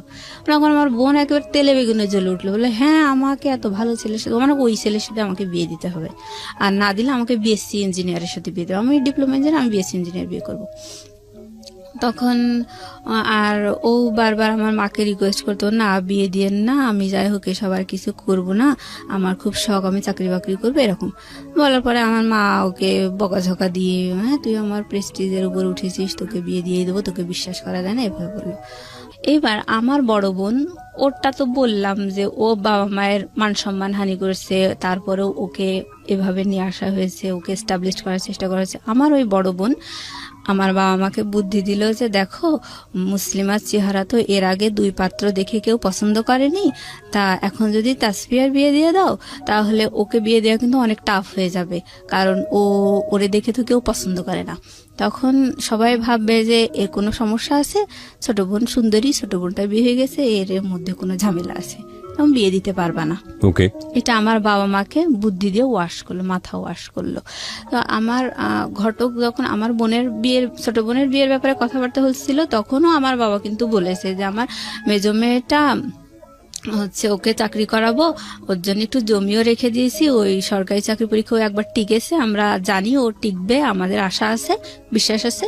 তো ওর ওই জমিটা বিক্রি করে ওর চাকরি ঘুষি দিয়ে ওরে চাকরি দিয়ে তারপর বিয়ে দেবো, এই মেয়েটাকে আমরা বিয়ে দেবো না। আর ঘটকও আমার চেহারা দেখে বললো যে হ্যাঁ এই মেয়েটা চাকরি দিয়ে বিয়ে দেওয়াই ভালো, এভাবে বললো। তা যাই হোক, এবার আমার বড় বোন, আমার ঘটক বলল যে আমার হাতে কিন্তু আরো একটা পাত্র আছে, কিন্তু এই মেয়েটা চাকরি দিয়ে বিয়ে দেওয়াই ভালো, তবে পাত্রর পক্ষটা ওরা কিছু নেবে না, আর ওর বাবা হলো হাজি, খুব ভালো মানুষ, আর ছেলেটা দেশের বাইরে থাকে, প্রায় 10-12 লাখ টাকার গহনা এনেছে, তারা খুবই বউয়ের ভক্ত, তাদের বাড়ির বউরা খুব সুখী। এটা আপনার কথা বলছে? আমার কথা বলছে, মানে ঘটক এভাবে একটা পাত্রের ব্যাপারে আমার বাবা মায়ের কাছে বলছে। আজকের এই গল্পটা, প্রিয় শ্রোতা, একটা বিষয় আপনাদেরকে একটু ইন্টারাপ্ট করছি, আজকের এই গল্পটা একটা মেয়ে পাত্রস্থ হতে গিয়ে কি পরিমাণ পারিবারিক চাপের মধ্যে থাকতে হয় মেয়েটাকে নিজে এবং পরিবারকে আমাদের দেশে, সেটার একটা গল্প আপনারা বলতে পারেন, এবং সেটার পরিণতিও বা কি দাঁড়ায় সেটাও দেখার একটু বাকি আছে। আমি ইন্টারাপ্ট করছি না, আর হ্যাঁ বলুন তারপর। হ্যাঁ, তারপর হচ্ছে আমার বোন ওইভাবে বোঝানোর পরে আমার বোন, আমার মা বাবা মানে রাজি হয়ে গেল যে হ্যাঁ আসলেই তো তাই। তবে আমি সবচেয়ে বেশি অবাক হয়েছি যে আমার বড় বোন কি না করলো, আর আমি তো ওরকম কিছুই না, তাহলে আমাকে এভাবে বিয়ে দেবে, মানে আমার মাথায় কিছুই আসছিল না। আমার ছোট বোনকে যখন দেখে গেছে তখনও কিন্তু আমার বিয়ে নিয়ে কোনো কথা হয়নি, আমি তখনও মানে খুশি ছিলাম যে আমার তো চাকরি দিয়েই বিয়ে দেবে, এরকম একটা। তো আমি অনেক খুশি ছিলাম। তো আমার বড় বোন যখন ওরকম করে বলার পর আমার বাবা মা রাজি হয়ে গেল। তো আমি বলছি না, তোমরা তো আমাকে চাকরি করাবা তারপরে বিয়ে দেবা, এখন এসব কি ধরনের কথাবার্তা। তো আমি বলছি এমনি তো আমার দেখে কেউ পছন্দ করে না, এসব বাদ দাও। তো তখন আমার মা বলছে, পছন্দ করে না দেখে ও কি কেউ কি পছন্দ করবে না, কখনোই পছন্দ করবে না, এর কোনো কথা হলো? আর থাক বাবা, আমি তোমারে দোয়া করে দেবো, এরকম করে আমার মাথায় হাত দিয়ে বলতেছে আমার মা। তো আমি বলছি না, দরকার নেই, ও দোয়া করার দরকার নেই। আমার মানে খুব রাগ হয়ে গেছে। আর আমার হচ্ছে বয়ফ্রেন্ড ছিল, তো ও মানে ওর প্রতি আমি একটু ইন্টারেস্টেড ছিলাম, এই আর কি। মানে ওইটার কারণে আমি চাইতাম যেন বিয়েটা না হয়। আর এই আমার জন্য যে ছেলেটা ঠিক করেছিল, সেই ছেলে ইন্টারমিডিয়েট পাস, আর দেশের বাইরে থাকতো, থাইল্যান্ডে। তো ওইখানে সেই ওই শ্রমিক ভিসায় যাওয়া আর কি, হাতুড়ি পিটানো, এই কোয়ালিটির একটা ছেলে, টাকা পয়সা আছে এই। তা আমার তো সবসময় আমার চাওয়াই ছিল শিক্ষিত চাকরিজীবী একটা ছেলে এরকম, আর আমিও চাকরি করব, এ ধরনের একটা ভালো লাগা, মানে একটা আমার বাবা মায় তোমার সেই আশাটা দিয়েছে, সেই হিসেবে আমি মানে নিজেকে তৈরি করে রেখেছিলাম। তো আমার যখন বাবা মায়ের ওই কথাগুলো শুনে আমার অনেক কষ্ট লাগলো, আর আমি প্রতিবাদ করতে লাগলাম যে না, আমি কখনো এই বিয়ে করবো না। করার পর আমার বয়ফ্রেন্ডকে আমি বললাম, দেখো আমার না এরকম করে বিয়ে ঠিক করেছে, আমারও বিয়ে ঠিক করেছে। তখন ও খুব অবাক হলো, বলছে তাই? তা ঠিক আছে, তাহলে তো তোমাদের বাসায় আর আসা যাবে না, যা হয় গোপনে তুমি আমারে বলো, হ্যাঁ আমি তোমারে সাজেশন দেবো। তাই বলে ও আর আমাদের বাসায় আসতো না। তো আমি ওকে আমার বড় ছোট বোনের ফোন মোবাইলটা কেড়ে নেওয়ার পর আমার যখন বিয়ে নিয়ে কথা বলছে, সেই সময় আমি যে আপত্তি করছি, তখন আমার মোবাইলটাও কেড়ে নিয়েছে আমার মা। তো আমি বলছি, ও মা, আমার মোবাইল কেড়ে নিয়ে যাচ্ছ কিসের জন্যে? তখন আমার মা কোনো কথা বললো না। না বলার পরে আমার হচ্ছে ওই মানে ক্যামেরা ফোন ছিল আর কি, তো ওইখানে আমি বলছি ঠিক আছে, তাহলে সিমগুলো খুলে নাও, আর ওখানে তো মেমোরি আছে, আমি না বসে গান টান শুনবো, আমার এই ফোনটা দাও। তো সিমগুলো খুলে নিয়ে আমাকে মেমোরি সহ ফোনটা দিল। আর আমি আমার বয়ফ্রেন্ডকে বলছিলাম, জানো এইভাবে না সব নিয়ে নিয়েছে। তখন ও তাড়াতাড়ি করে ওর মানি ব্যাগের ভিতর থেকে একটা ওই টেলিটক সিম বের করে আমারে দিয়েছে, দিয়ে বলছে যে যা হয় গোপনে আমারে জানাবা। তা আমি ওইভাবে মানে বাসায় গিয়ে কি হচ্ছে আমি ওকে জানাচ্ছি। জানানোর পরে ও বলছে যে ওই পাত্র যে ছেলের সাথে তোমার বিয়ে ঠিক হয়েছে, ওই বিদেশের ওই ছেলের নাম্বারটা আমাকে দাও। এবার আমি দিলাম, দেওয়ার পরে ও ওই ছেলেকে বারবার ফোন করতো। ফোন করার পরে এখানে তো আমি তো স্বীকার করতে পারছি না যে আমার বয়ফ্রেন্ড আছে, ছেলে পক্ষকে তুমি বলতে পারছি না। তা আমি মানে খুব আমার আসলে একটা অস্বস্তিকর অবস্থার মধ্যে আমি আছি। মানে আমার বয়ফ্রেন্ডও আমাকে ভুল বুঝতেছে, বলছে ও অনেক টাকার গন্ধ শুনেছে, অনেক টাকার গল্প পেয়ে তুমিও দেখি আমার সাথে অভিনয় করা শুরু করছো, মানে ও আমাকে ভুল বুঝতেছে। হ্যাঁ, বলছে দেখো আমি তোমাকে ভুল যদি বুঝি বা তোমার প্রতি যদি আমার ভালো লাগা না থাকে, তাহলে তো তোমাকে আমি বলতাম না যে আমারও বিয়ে ঠিক হয়েছে, তুমি এরকম করতেছো কিসের জন্য? মানে ও আমার বয়ফ্রেন্ডও খুব একটা পরিষ্কার মনের ছেলে ছিল না, আস্তে আস্তে গল্পের মাঝে বোঝা যাবে। তো যাই হোক, আমি ওকে যখন বললাম, ও বলছে যে আমি যা যা তোমাকে ডিরেকশন দেবো তুমি ঠিক তাই তাই করবা। এবার ও বলতো যে এবার আমাকে আমার ওই মানে পাত্রপক্ষ দেখতে আসছে, ছেলের বাবা আমাকে দেখতে আসছে, দেখতে আসার পর আমাকে দেখে খুব পছন্দ হয়েছে। পছন্দ হওয়ার পরে এবার মানে ছেলেটা বলছে যে আমার বাবার যেহেতু পছন্দ হয়েছে, সুতরাং আমি মেনে নেব, আমার বাবার পছন্দ আমার পছন্দ।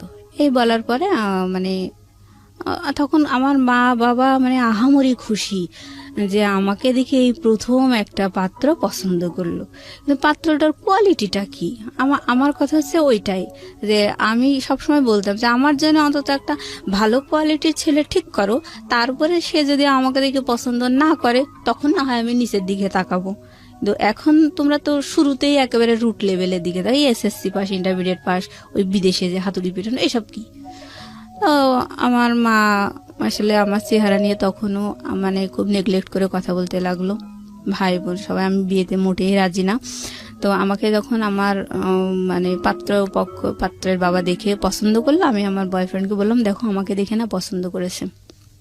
এখন তো মানে আমার কি ভালো লাগে কি না লাগে এটা তো আমার বাড়ি থেকে কেউ শুনতে চাচ্ছে না, মানে ওরা মনে করছে এটা পরম সৌভাগ্য।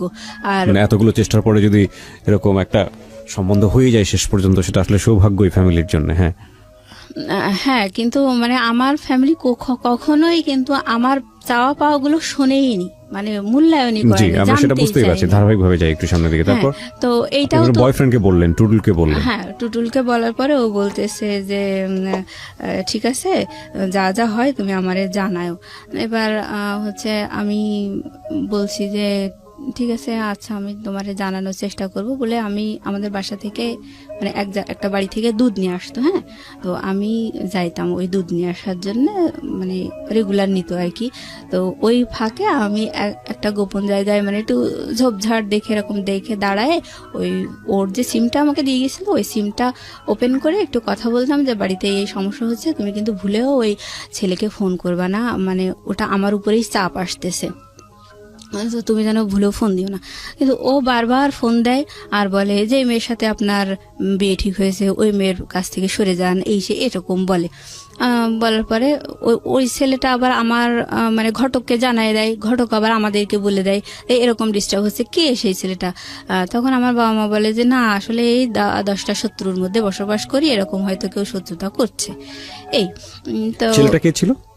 ছেলেটা মানে মানে যে ইনফর্ম করতো আপনার সম্পর্কে? ওটা আমার বয়ফ্রেন্ড আর কি, মানে টুটুলি তো ছিল? হ্যাঁ টুটুলি ছিল, এটা করে যাতে করে ভাঙা যায় আর কি বিয়েটা। কিন্তু ও ওরকম করে বলতো, বলার পরে আমি বারবার বলছি যে দেখো আমার কিন্তু এঙ্গেজমেন্ট করাতে চাচ্ছে, ছেলেটা দেশের বাইরে আছে, সে 6-7 মাস পরে দেশে আসবে, তারপর বিয়ে হবে, আমার তো এঙ্গেজমেন্ট করাতে চাচ্ছে, তুমি এত ব্যস্ত হচ্ছে কিসের জন্য? আচ্ছা, তা ওর মাথায় কাজ করে না। যাই হোক, ছেলের বাবা দেখে পছন্দ করে মানে আমার বিয়ের জন্য কথাবার্তা চলছে, তখন তো আমার ভেতরে মানে আগুন ধরে গেছে যে আমার তো তাহলে আমার পছন্দগুলো তো কেউ মূল্যায়ন করবেই না, জিজ্ঞেসই করে না। হ্যাঁ, তা তখন ছেলেপক্ষ বলেছিল যে মেয়ে কি চায়, মেয়ে চাকরি করতে চায়, মেয়ে পড়াশোনা করতে চায়, মেয়ের চাকরি পরীক্ষার জন্য তারে মানে কোচিং টোচিং করাতে হবে, সব কিছু আমরা করাবো। ছেলে বলতেছে যে আমার বাবা যেহেতু পছন্দ করছে সুতরাং সব আমি করবো, কোনো অসুবিধা নেই, এমনকি বিদেশে নিয়ে এসেও আমি তাকে পড়াতে রাজি আছি, এরকম করে বলল। আর ওই ঘটকটা হচ্ছে অনেক মিথ্যুক, মানে এই পাত্রপক্ষ নিয়ে বিশাল বিশাল গল্প দিল। আমার বাবা মা কোনো কিছু যাচাই করলো না, সব ওই ঘটকের কথা বিশ্বাস করেই আমার বিয়ের জন্য ফাইনাল কথা দিয়ে দিল যে হ্যাঁ আপনারা আসেন এঙ্গেজমেন্টের জন্য। ছেলেকে দেখেনি? না দেখেনি, ছেলেকে না দেখেই। তো আমি মানে বুঝুন যে কি বলবো, মানে যদি ওর কথা সত্যি হয়ে থাকে তাহলে ও পরিবারকে আসলে বোঝা ছিল। একটা কথা আছে বাঙালি সংস্কৃতিতে, কন্যা দায়গ্রস্ত পিতা, এটা একটা মারাত্মক শব্দ। আমরা এখন অনেক আধুনিক সমাজে বসবাস করি এবং এই আধুনিক সমাজে এই ধরনের শব্দ, এই ধরনের কথা অত্যন্ত বেমানান, কিন্তু ভুলে গেলে চলবে না আমাদের এই শহর কেন্দ্রিক জীবন কিংবা ঢাকা শহর কেন্দ্রিক জীবন, এটা এই যে সেই জীবন বা সেই জীবনের মধ্যে কতজন মানুষের পার্টিসিপেশন, সেটার সংখ্যা আসলে খুব কম। আপনি প্রান্তিক পর্যায়ে গেলে ও যে গল্পগুলো এখানে করছে সেটার অনেক মিলই আপনি খুঁজে পাবেন। জি, তো যাই হোক, আমি চাইতাম যে ছেলেটাকে দেখতে, আর আমার নিজের গায়ের রং কালো দেখে আমার খুব শখ হতো আমার হাজবেন্ডের যেন ফর্সা হয়, সুন্দর হয়, এরকম একটা শখ আমার ছিল। আমি বলছি যে আমার মাকে যে আচ্ছা আপনারা, আমাকে তো ছেলে পক্ষ দেখে গেল, পছন্দ করলো, তা আপনারা ছেলে দেখবেন না আর আমি ছেলে না দেখে আমাকে বিয়ে দিয়ে দেবেন? তখন আমার মা মানে যেটা বললো আমি কখনো বলতে পারবো না কথাটা। আমাকে আমার মা বলছে যে তোমার চেহারা দেখলে তো আর বিয়ে হবে না। মানে এটা আমার সারা জীবনের একটা বিশাল আঘাতের কথা। আপনার মা বলেছে যে তোমার চেহারা দেখলে তো আর বিয়ে হবে না? হ্যাঁ, এটা বলেছে। আর এই কথা শুনে মানে আমার প্রতিবাদ করার কোনো ভাষা ছিল না। আপনি এই চেহারা নিয়ে শুরু থেকে যে পর্যন্ত মানে কথা বলছেন, সেখানে মানুষের একটা পারসেপশন হতে পারে যে আপনি দেখতে আসলে কুশ্রী, এতটাই কুশ্রী যে আপনার দিকে তাকানো যায় না। বিষয়টা কিন্তু তা না শ্রোতা, ও দেখতে যথেষ্ট সুন্দর এবং সৃষ্টিকর্তা ওকে বানিয়েছেন। সৃষ্টিকর্তা প্রত্যেককেই কোনো গুণ দিয়ে দুনিয়াতে পাঠান, সুতরাং কোনো সৃষ্টিকে অসুন্দর বলার কোনো সাহস, ধৃষ্টতা আমাদের কারোরই থাকা উচিত নয়। তারপরেও যদি কর্পরতা চোখে যদি আমরা বলার চেষ্টা করি যে একটা মানুষ দেখতে কীরকম, সাদা না কালো, সুন্দর না কুশ্রী, সেই জায়গাটা থেকেও মোটেও কুশ্রী নয়। আপনি অনুমতি দিলে আমি অনুষ্ঠানের কোনো একটা সময় আপনার একটা ছবি আমরা আমাদের ফেসবুকে বা ইউটিউবে দিব, সেখানে যদি আপনার অনুমতি থাকে। হ্যাঁ ইনশাআল্লাহ, অবশ্যই। কারণ আমি চেহারা নিয়ে যতটাই আমি নেগলেক্টেড হয়েছি না কেন, কখনো আমি নিজেকে ভাবতাম না যে আমি আসলেই কুৎসিত। এটা আপনি কখনো ভাবতেন না? আচ্ছা। তো আমার মায়ের কথাটা শুনে এতটা কষ্ট লাগলো, মানে আমি চুপ করে মানে কিছু বলিনি, না বলে আমি রুমে গিয়ে মানে উপর হয়ে শুয়ে কাঁদছি, মানে ভুলতে পারছি না কথাটা। তারপর এভাবে আসলে বলার পরে বেশ কয়েকদিন ধরে আমি বারবারই মানে বিয়ের জন্য আপত্তি করছি। মানে আমার খুবই শখ, মানে মাই হার্ট অ্যান্ড সোল, আমি চাইতাম আমার হাজবেন্ডের যেন ভালো শিক্ষিত চাকরিজীবী, মানে একেবারে প্রাণের দাবি মতো। তো আমি সবসময় বলছি যে ও কেমন ছেলে ঠিক হয়েছে, আমার পছন্দ না, ও বিদেশে থাকে, কেমন শিক্ষিত না। তখন এরকম আমার মা বুঝায় যে তোর কি চেহারা, বারবার এরকম করে বলে। আমার ছোট বোন বলতেছে যে ওই তারেকের মতো অত বাজে চেহারার একটা ছেলেও যে তোকে দেখে পছন্দ করলো না, তারপরে তাহলে তোরা তো শখ হয় কি করে, তুই ভালো চেহারা ছেলে চাস, তোর শখ হয় কি করে, তুই নিজের যোগ্যতাটা দেখবি না, এটা বললো। আর বড় বোন বলছে যে কয়েকদিন পরে তো তাসফিয়ার গায়ে হলুদ, তা হচ্ছে তখন মানে আমি বারবার বিয়েতে আপত্তি করছি, আর আমার বয়ফ্রেন্ড ওখানে ফোন করছে, ফোন করে মানে ডিস্টার্ব করছে। এক পর্যায়ে ওরা খুব রেগে যায়, রেগে যে বলছে যে না, মেয়ের নামে অনেক কথাবার্তা শুনছি, থাকা আমরা আর এগোবো না, এরকম অবস্থা। তো সেই সময় আমার বাসা থেকে আমাকে মারধর করছে। আমার বাসাতে জানতো যে ও আমার বয়ফ্রেন্ড, হ্যাঁ, এগুলো অলরেডি জেনে গেছে। আমাকে মানে ওকেই দোষারোপ করতেছে আর আমাকে মারধর করতেছে। আর আমি ওকে বারবার বলছি তুমি যেন ভুলে ওকে ওখানে ফোন দিও না, বারবার আমার বাসায় প্রেশার আসতেছে। আর আমি তো বলছি যে আমার বিয়েটা হবে না, আমার তো এঙ্গেজমেন্ট করাবে, তাহলে তুমি এত বাড়াবাড়ি করতেছো কিসের জন্য? টুটুলকে বলছেন? তারপরে ও কথা শুনে না। তারপর আমি এরকম বলার পরে বাসা থেকে ওই আপত্তি করছি বারবার। আমি বলছি যে না, আমারে তো চাকরি করাবে, তা আমার যেটা জমি রেখে দিয়েছে, তাহলে আমি চাকরি করব, তারপর বিয়ে হবে। মানে আমার এক্সপেকটেশনের কোনো মূল্য নেই। আমার ভাই বলছে হ্যাঁ, না তোকে চাকরি দেওয়া হবে না, তোকে বিয়েই দেওয়া হবে। আর বাবা বলতেছে তোকে তো চাকরি দেব না, তোর জন্য জমি রাখছি, না তোর জমি বিক্রি করে তোর চাকরি দেব না, তুই ওই হাজির বাড়িতে বউ হয়ে যাবি, ওখানে রান্না বান্না করবি, খাবি দাবি, তো তুই তোর চিন্তা বাদ, তুই ওইখানেই যাবি, তোর বিয়ে দিয়ে দেওয়া হবে। এক কথায় মানে খুব মানে ঝেড়ে ফেলে দেওয়ার মতো একটা আচরণ এরকম করে বললো। তো পাত্রপক্ষ বললো যে মেয়ের নামে এইসব উল্টোপাল্টা শুনছি, যাক বাদ দেন না, আমি এইসবের মধ্যে আর নেই। তারপরে এসবের মধ্যে নেই মানে এসবের মধ্যে মানে বয়ফ্রেন্ড বারবার ওকে ফোন টোন করতেছে, ঝামেলা করতেছে। তখন মনে করছে যে আমার বোধহয় আসলেই বয়ফ্রেন্ড আছে। ও যখন ফোন করতো আমার বয়ফ্রেন্ড, তখন ওই সাথে সাথে মানে রিপ্লাই আসতো ওই থাইল্যান্ড থেকে যে এই আমার এরকম নাম্বার থেকে ফোন করেছে, এই বলেছে, বারবার ওই মেয়েকে বিয়ে করতে নিষেধ করে, কি সমস্যা, আমি এসবের মধ্যে এখন আর নেই, এরকম করে বলতো। তারপরে ঘটক শুধু বারবার অনুরোধ করতো, বলতো যে ওরা নানান শত্রুর মধ্যে বসবাস করে, এরকম হয়তো কেউ ডিস্টার্ব করতে পারে, ওর বড় বোনের এরকম উঠায় নিয়ে গেছে, এরকম করে বললো। বলছে বাবা তুমি টেনশন করো না, এরকম করে বলছে।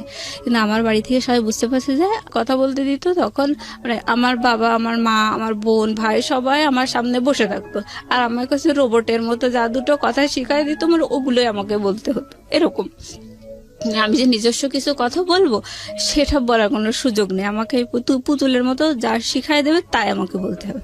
তো আমার বাবা বলছে যে বলো সব। তখন ঘটক যেভাবে বললো যে তোমার তো দেখি এখানে মত নেই, তখন আমার আব্বা আমাকে ধমক দিয়ে বললো এই সব কি কথা বলছিস, তুই বল যে আমার বাবা যা করবে আমি তাতেই রাজি। আমাকে আমার মা পেছন দিক থেকে চুলের মুঠি ধরে একটু খেসে টেসে দিল, এরকম মানে মারধর করলো, চড়চাপড় মারলো আপনার গায়ে। হ্যাঁ।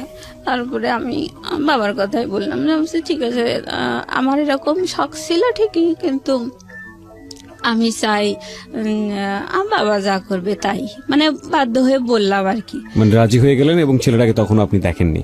না, তখনও দেখিনি। তো যাই হোক, রাজি হওয়ার পরে এবার আমি আবারও চুরি করে আমার বয়ফ্রেন্ডকে ফোন করছি, মানে ফোন দিছি, দেওয়ার পরে আমি বলছি দেখো আমাকে না এরকম করে বারবার বলছে আমাকে তো আসলে এঙ্গেজমেন্ট করাবে, তো তুমি এরকম বারবার করে ফোন দিও না, বারবার ঝামেলা করতেছো কিসের জন্য। তখন ও বলতেছে যে আচ্ছা ঠিক আছে, আমি আর ফোন টোন দেবো না। বলছে আমি তো তোমার পক্ষেই আছি, তাহলে তুমি বারবার কেন ফোন করতেছো, আর এভাবে আমার মারধর করতেছে, রাগারাগি করতেছে সবাই, তুমিই তো ভুলাচ্ছ সিচুয়েশনটা, তা এরকম কেন করতেছো? তখন বলছে আচ্ছা ঠিক আছে, আমি ফোন দেবো না। তো এর ভিতরে ও আবার একদিন আমাকে বলেছে যে আমি ওই ছেলের সাথে কথা বলবো, প্লাস তুমিও কথা বলবা। বলার পরে হচ্ছে যেভাবে হোক বিয়েটা ভাঙতেই হবে, এনি কস্ট। তো আমি বলছি যে না, তুমি এরকম বাড়াবাড়ি করো না, আমার কিন্তু খুব যে সিরিয়াস ডিসিশন নিয়েছে তা কিন্তু না, আমার তো চাকরি বাকরি করাই ইয়ে করবে এরকম বলছিল, আর আমার তো মানে এঙ্গেজমেন্ট করাবে এরকম বলেছে তো বাড়ির পক্ষ থেকে, তা তুমি এত বাড়াবাড়ি করো কেন? তো বলছে না, ও তোমাকে কথা বলতেই হবে। তাই বলে ও ফোনে কথা বললো আমার ওই যে পাত্রের সাথে আর কি, বলে নিয়ে পরে বলছে যে নেন ওই পাত্রীর সাথে কথা বলেন, আমার বয়ফ্রেন্ড বলল। বলার পরে আমি বলছি যে হচ্ছে দেখেন, ঠিক আছে আমার রিলেশন আছে, ঠিক আছে, বাট আমি যে তাকেই বিয়ে করব এরকম না, আমি সবসময় চাই একটা ভালো শিক্ষিত চাকরিজীবী একটা ছেলে, এরকমই আমার পছন্দ। তো আমার বাবা মা যদি ওরকম একটা ছেলেও ঠিক করে আমি তাতেও রাজি, এরকম কথাটা আমি বলেছি, কিন্তু আড়ালে, হ্যাঁ, ওর সামনে বলিনি, বয়ফ্রেন্ডের সামনে বলিনি। তো এটা বলার পরে ওই ছেলেটা সাথে সাথে ঘটককে ফোন দিয়ে বলেছে যে ওই মেয়ে আমার সাথে কথা বলেছে, ওই মেয়ে এই বিয়েতে আসলে রাজি না, ওর একটা বয়ফ্রেন্ড আছে। বলার পরে ঘটক মানে সেই সন্ধ্যাবেলায় তাড়াতাড়ি করে গাড়ি ভাড়া করে বাসায় চলে এসেছে। এসে বলছে হ্যাঁ আমি কি সব উল্টোপাল্টা শুনলাম, মেয়েও সেই পাত্রের সাথে কথা বলেছে, মেয়ের বয়ফ্রেন্ডও কথা বলেছে, কি ভয়ঙ্কর কথা শুনলাম, আর ছেলের বাবা আমার সাথে খুব বার্গেনিং করছে, রাগারাগি করতেছে। তো তখন আমার বাবা বুঝে ফেলেছে যে আসলে আমি কাজটা করেছি। ওই দিন আমার মা আর আমার মা অসুস্থ ছিল, আর বাবা হচ্ছে আমার মাকে নিয়ে যশোরে গিয়েছিল ডাক্তার দেখানোর জন্য। তো ওই সময়টা বাসায় আসলে কেউ ছিল না, আমার ছোট বোন ছিল। তো ওই সময়টাতে আমি আসলে এরকম আমার বয়ফ্রেন্ডই আমাকে বাধ্য করেছে ওর সাথে কথা বলার জন্য।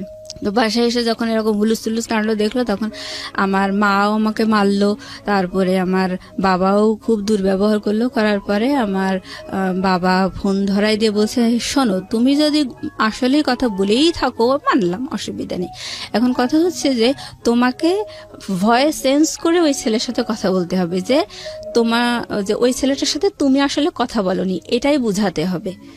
তো মানে আমি চারিদিক থেকে ধরা খেয়ে গেলাম দেখে, মানে খুব মানে ভীতু হয়ে গেছি। আর মানে আমি তো জিম্মি, আমার মানে আমার বাকশক্তিটাও যেন জিম্মি, এরকম অবস্থা।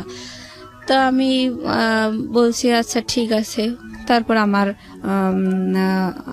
আমার ওই পাত্রটার সাথে আমার বাবা ফোনে কথা বলাই দিল, আমার বাবার ফোন থেকে বলছে যে কথা বলো। এবার আমি ভয়েস তো আর চেঞ্জ করা যায় না, তারপর আমি চেষ্টা করছি, মানে আমি মারধর খেয়ে একেবারে সোজা হয়ে গেছি আর কি। তো আমি যথাসম্ভব চেষ্টা করলাম যে একটু অন্যভাবে কথা বলার জন্য, যে আমার ভয়েসটা যাতে না বুঝতে পারে আর কি।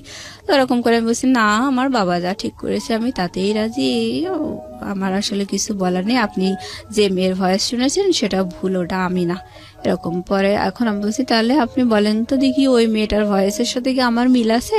বলছে, ও বলছে যে না, আপনার ভয়েসের সাথে কোনো মিল নেই, ওই এ কথাটা বললো।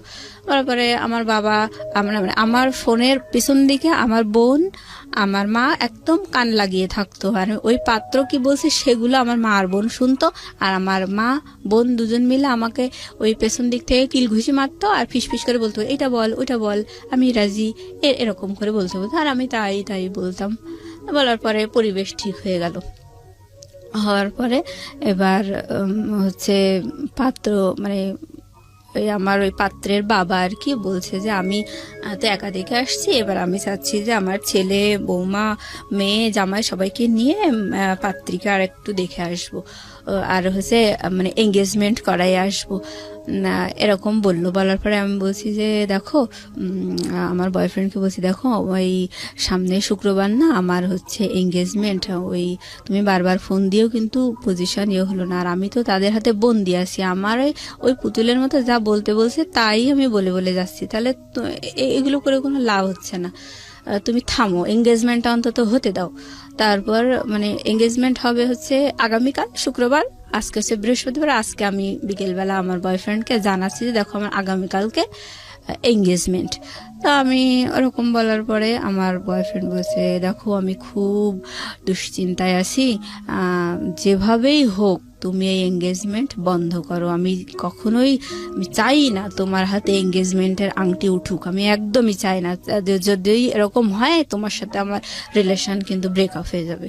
তো আমার বয়ফ্রেন্ড ওভাবে নিষেধ করে দেওয়ার পরে আমি খুব দুশ্চিন্তায় পড়ে গেলাম। পরে হঠাৎ করে আমি ভাবছি কিভাবে বিয়ে ভাঙা যায়, কিভাবে এঙ্গেজমেন্ট ভাঙা যায়, কিভাবে ওদের আশাটা বন্ধ করা যায়। এই দুশ্চিন্তা করতে করতে বাসায় ফিরে আসছি। তোর কি মত এবার বল দেখি, তুই এত ঘুলাচ্ছিস, কি সমস্যাটা কি এবার বল। তো আমি বলছি, দেখেন বিয়েটা তো ভেঙেই গেছে, তার টুটুল তো অনেক ভালো স্টুডেন্ট, টুটুলের একটা ভালো চাকরি বাকরি হলে তখন ওর সাথেই আমাকে দিয়েন বিয়ে। এই কথাটা আমি যখনই বলেছি, বলার পরে আমার মা সে চোখ বন্ধ করে উল্টো পাল্টা সারা গায়ে আমাকে বাড়ুন দিয়ে মারতে মারতে মারি চোটে বোধ আমি সারা ঘরে আমি হিসু করে ফেলছি। হ্যাঁ, ওহো, কাপড় চোপড় নষ্ট হয়ে গেছে। আর আমার ভাই বারবার ঠেকাচ্ছে, বলছে থাক থাক আর মারতে হবে না, আর মারতে হবে না। আর আমার বড়পা যখনই বারবার বিয়েতে একটু বাধা আসছিল তখনই আমার বড়পা খুব রেগে যেত। ও বলতো যে ওরে বাবা, তাহলে তো টুটুলের সাথে হয়তো ওর বিয়ে হবে, এরকম ওর তো স্বপ্ন ও একাই বিসিএস ক্যাডার হবে। হ্যাঁ, টুটুলের সাথে কোনোভাবেই যেন আমার না হয়, এই যার জন্য ও বেশি খেপে যেত। তো আমাকে যখন মারধর করছে তখন আমার বড়পা বলছে যে ঠেকাচ্ছিস কিসের জন্য, মারুক, ওকে মারুক, পাক্কা শয়তান, অনেক শয়তান, অনেক হারামি, কতভাবে যে আমাদেরকে হ্যারাস করলো, ওকে কি খারাপ ছেলের সাথে দেওয়া হচ্ছে, এরকম করে মারিস চোটে। আমি বলছি আচ্ছা ঠিক আছে, আমি ওই মোবাইলে বিয়ে করতেই রাজি আছি। তখন আমার মা বলছে যে ভূত না ঝাড়ালে হয় না, এভাবে বলছে। বলার পরে যাই হোক আমি বিয়েতে রাজি হয়ে গেছি দেখে আমার বয়ফ্রেন্ডের সাথে আমি কথাবার্তা বন্ধ করে দিছি। দিয়ে পরে ও বলছিল যে আর ফোনে ওই আমার ওই পাত্রের সাথে আর কথাটা তো বলবে না, এরকম একটা কথা দিয়েছিল। দেওয়ার পরে আমি যখনই ফোনে আবার রাজি হয়ে গেছি, পাত্রকেও বলে দিয়েছে যে হ্যাঁ আমাদের বাসা থেকে বলেছে না আমি বিয়েতে রাজি, তুমি যা শুনেছো সব ভুল, সবই শত্রুতার কারণে হয়েছে, এভাবে আসলে বিয়েতে আমি রাজি হয়ে গেছি। তো আমার ওরা যখন এরকম আমি বিয়েতে আপত্তি করতাম তখন আমার বড় বোন, সবাই আমার চেহারা নিয়ে নেগলেক্ট করেছে। আমার বড় বোন বলতো যে দুদিন বাদে তো আমার যখন বিয়েটা একেবারে ভেঙেই গেছিল, ওই যে এঙ্গেজমেন্ট করতে এসেও আসলো না, আমি একটু ঝামেলা করছিলাম। তো ওই সময় আমার বড় বোন বলছিল যে কয়েকদিন পরে তো তাসফিয়ার গায়ে হলুদ, তখন তো অনেক মেহমান আসবে, তা তুই একটু ভালো করে সাজিস, যদি তোর দেখে কেউ পছন্দ করে তখন যদি তোর একটা গতি হয়, এরকম করে উপহাস করে বলল। তো যাই হোক পরে আমার বড় বোন আমি বিয়েতে রাজি হওয়ার পরে বললো সেই তো রাজি হলি, তাহলে আর এত ঘোল খাওয়ার কি দরকার ছিল, সারা ঘর হিসু টিসু করে কি একটা ইয়াং মেয়ে লজ্জাও করে না, সি এরকম করে বললো। যাই হোক আমি তখন নিজে কোথায় যেন হারিয়ে গেছি, এরকম সবাই দুর্ব্যবহার করে আমাকে বিয়েতে রাজি করালো। আর আমি যখন আপত্তি করতাম তখন আমার বাবাও ঘটককে বলতো যে ভাই আপনি টেনশন করেন না, আমার ছোট মেয়েটার বিয়ে হয়ে গেলে ওকে আমি বাড়ি থেকে বের করে দেব, ও কোনো দারোয়ান টারোয়ান ধরে নিকি করে থাকতে যাক, ওরে আমি বাড়ি থেকে বের করে দেবো। দিয়ে এই কথা বললে আমার বাবার সাথে কথা বলতো না। তারপরে আমাকে পরে একদিন সকালবেলা ওরকম আবার ওরকম করে কথা বললো, বলে আমার গলা টিপে ধরে বললো যে মরতে পারিস না, এরকম করে তোর আমি বাড়ি থেকে বের করি। তো যাই হোক মারধর করার পরে আমি চারিদিক থেকে জিম্মি হয়ে গেলাম, আমি বিয়েতে রাজি হয়ে গেছি। এবার আমার বিয়েটার ডেট পড়লো হচ্ছে জানুয়ারি 7 তারিখ 2011 সাল। তো আমার এই ঘটনাগুলো হচ্ছে ডিসেম্বরের শেষের দিকে, 2010 সাল ডিসেম্বরের শেষের দিকে। তো আমার ছোট বোনের পাত্রপক্ষ বিশাল গল্প করছিল, বলছিল যে সীতাহার দেবে, অনেক গহনা দেবে, অনেক কিছু, বিশাল গল্প আর কি। আমার মা বাবা সবসময় ওই ঘটকের গল্প শুনে বিয়েতে রাজি। হ্যাঁ, কেউ যাচাই করেনি যে আদৌ ঠিক শুনছি কিনা, কারণ আপনাকে নিয়ে অনেক টেন্স ছিল তারা। হ্যাঁ, আমার ছোট বোনের ব্যাপারে, আমার ছোট বোনের যে বিয়ে ঠিক করছিল যে ডিপ্লোমা ইঞ্জিনিয়ার, ওরও পছন্দ ছিল না। আর ওরও ওর পাত্রপক্ষ থেকেও বড় বড় গল্প শুনেছিল, ওগুলোও যাচাই করেনি আর কি। ছোট বোনের ওগুলোও যাচাই করেনি, ওরে তো মান সম্মান বাঁচানোর জন্য তড়িঘড়ি করে বিয়ে দিতে চাইছিল। তো যাই হোক ওর বিয়ের ডেট পড়লো হচ্ছে ডিসেম্বরের 23 তারিখে। তো এদিকে আমিও বিয়েতে রাজি হয়ে গেছি। এবার আমার ছোট বোনের বিয়ের দিন পাত্রপক্ষ আসলো, তো পাত্রপক্ষ যে মানে আহামরি গল্প দিয়েছিল সেই গল্প অনুযায়ী বিয়ের দিন কিছুই পাওয়া গেল না। বলছিল যে 40-50 ভরি স্বর্ণের গহনা দেবে, অনেক কিছু, অনেক টাকা দেনমোহর হবে, মেলা গল্প শুনেই তো বাবা মা রাজি হয়েছিল। তবে দেখা গেল যে 1.5 থেকে 2 ভরি স্বর্ণের গহনা দিয়েছে, আর এই যে হাতে 2টা বালা দিয়েছে সেটা হচ্ছে ব্রোঞ্জের উপরে 4-5 আনা স্বর্ণ মানে ঘষা টসা দিয়ে বানায় আর কি, ওরকম বালা দিয়েছে। মানে আমার বোন যে অনুযায়ী গল্প শুনছিল সেই অনুযায়ী কিচ্ছু পায়নি দেখে ওর খুব মন খারাপ, বললো আমার কি দিল, কোথায় দিল, এরকম। তা যাই হোক, আমার ছোট বোনের বিয়ে হয়ে গেল। বিয়ে হওয়ার পরে শ্বশুর বাড়িতে গেল। আমার বোনটা আসলে একটু কি বলবো, ও মানে অল্পতেই একটু বেশি গল্প দেওয়া স্বভাব ছিল ওর। ও আমাকে বলছে ওর বিয়ের 3 দিন পরে আমার আমার ওরা এসছে, মানে আমার ছোট বোন ছোট বোনাই ওরা আমাদের বাসায় এসছে বিয়ের 3 দিন পরে। তখন ঘটক মানে আমার বিয়ের জন্য রেডি। তো ঘটক আর ঘটকের ওয়াইফ, আমার ফুপুই হয় ঘটকের ওয়াইফ, তো উনি বলছে যে তাসফিয়ার বিয়েতে, আমার মা বলছে যে তাসফিয়ার বিয়েতে তো বিরাট গল্প শুনলাম, তো সেই অনুযায়ী তো কিছু পেলাম না। তো আমার ফুপু বলছে যে ঠিক আছে, মুসলিমার বিয়েতে আপনারা খুব ভালো করে যাচাই করে নিন, যেহেতু এইটাতে পাননি, আর 2টো পাত্রই তো আমার হাজবেন্ড ঠিক করেছে, তো এটা আপনারা যাচাই করেই নেন। তখন আমার মা বলছে না, যাচাই করা লাগবে না, যেহেতু পাত্রের বাবা হাজি, যাচাই করা লাগবে না। না না, যাচাই করেই নিতে হবে, এরকম করে বললো। কিন্তু তারপরেও যাচাই করেনি। তো বিয়ের 3 দিন পরে আমার ছোট বোন আসলো রাতের বেলা। তো আমার ওই ঘটক আমার আব্বার সাথে আলাপ করছে যে বিয়ে নিয়ে এই মেয়েটার অনেক ঝামেলা ঝঞ্ঝাট হয়েছে, তো এখন আর বিয়ের ব্যাপারে আমি কোনো কথা বলবো না, এখন রাজি করালে আপনারাই রাজি করাইছেন, আপনারাই ফাইনাল মেয়ের সাথে কথা বলেন। তখন আমার আব্বার ডাকলো, ডেকে আমারে বলতেছে যে হচ্ছে হ্যাঁ বলো, তুমি কথা বলো, তুমি কি বলতে চাচ্ছ। তখন আমার মা রান্নাঘরে বসে রান্না করছে, আমি ডাইনিং এ, আমার বাবা, ঘটক, আমার বোন, আমরা কথা বলছি। তো আমি বলছি, আমি লাস্ট চেষ্টা করছি ওটা বিয়েটা আটকানোর, ওটা হচ্ছে আমার লাস্ট চেষ্টা। সেটা হচ্ছে আমি বলছি যে দেখো, তাসফিয়ার বিয়ের সময় তো মানে একেবারে আকাশ ছোঁয়া গল্প শোনা গেল, তার গহনা, তার পোশাক আশাক, বিশাল গল্প শোনা গেল যে এই দেবে, কিন্তু সেই অনুযায়ী কিন্তু বিয়েতে কিছুই হয়নি। তাহলে আমাকে অন্তত এঙ্গেজমেন্ট করায় রাখো, তারপর সবকিছু যাচাই টাচাই করে নিয়ে উনি তো 6-7 মাস পরে আসবে, তখন আমার বিয়ে দিও। এই কথাটা কেবল আমি বলছি, ওটা আমার বিয়ের ভাঙা। তখনও আমি মানে মন থেকে রাজি না, তো মার খেয়ে রাজি হয়েছি। তা ওই সময় ওটা যখন বললাম, তখন আমার মা রান্নাঘর থেকে বলছে আর একটু বাড়ুন দিয়ে মারবো নাকি, এরকম বলছে আমার মা।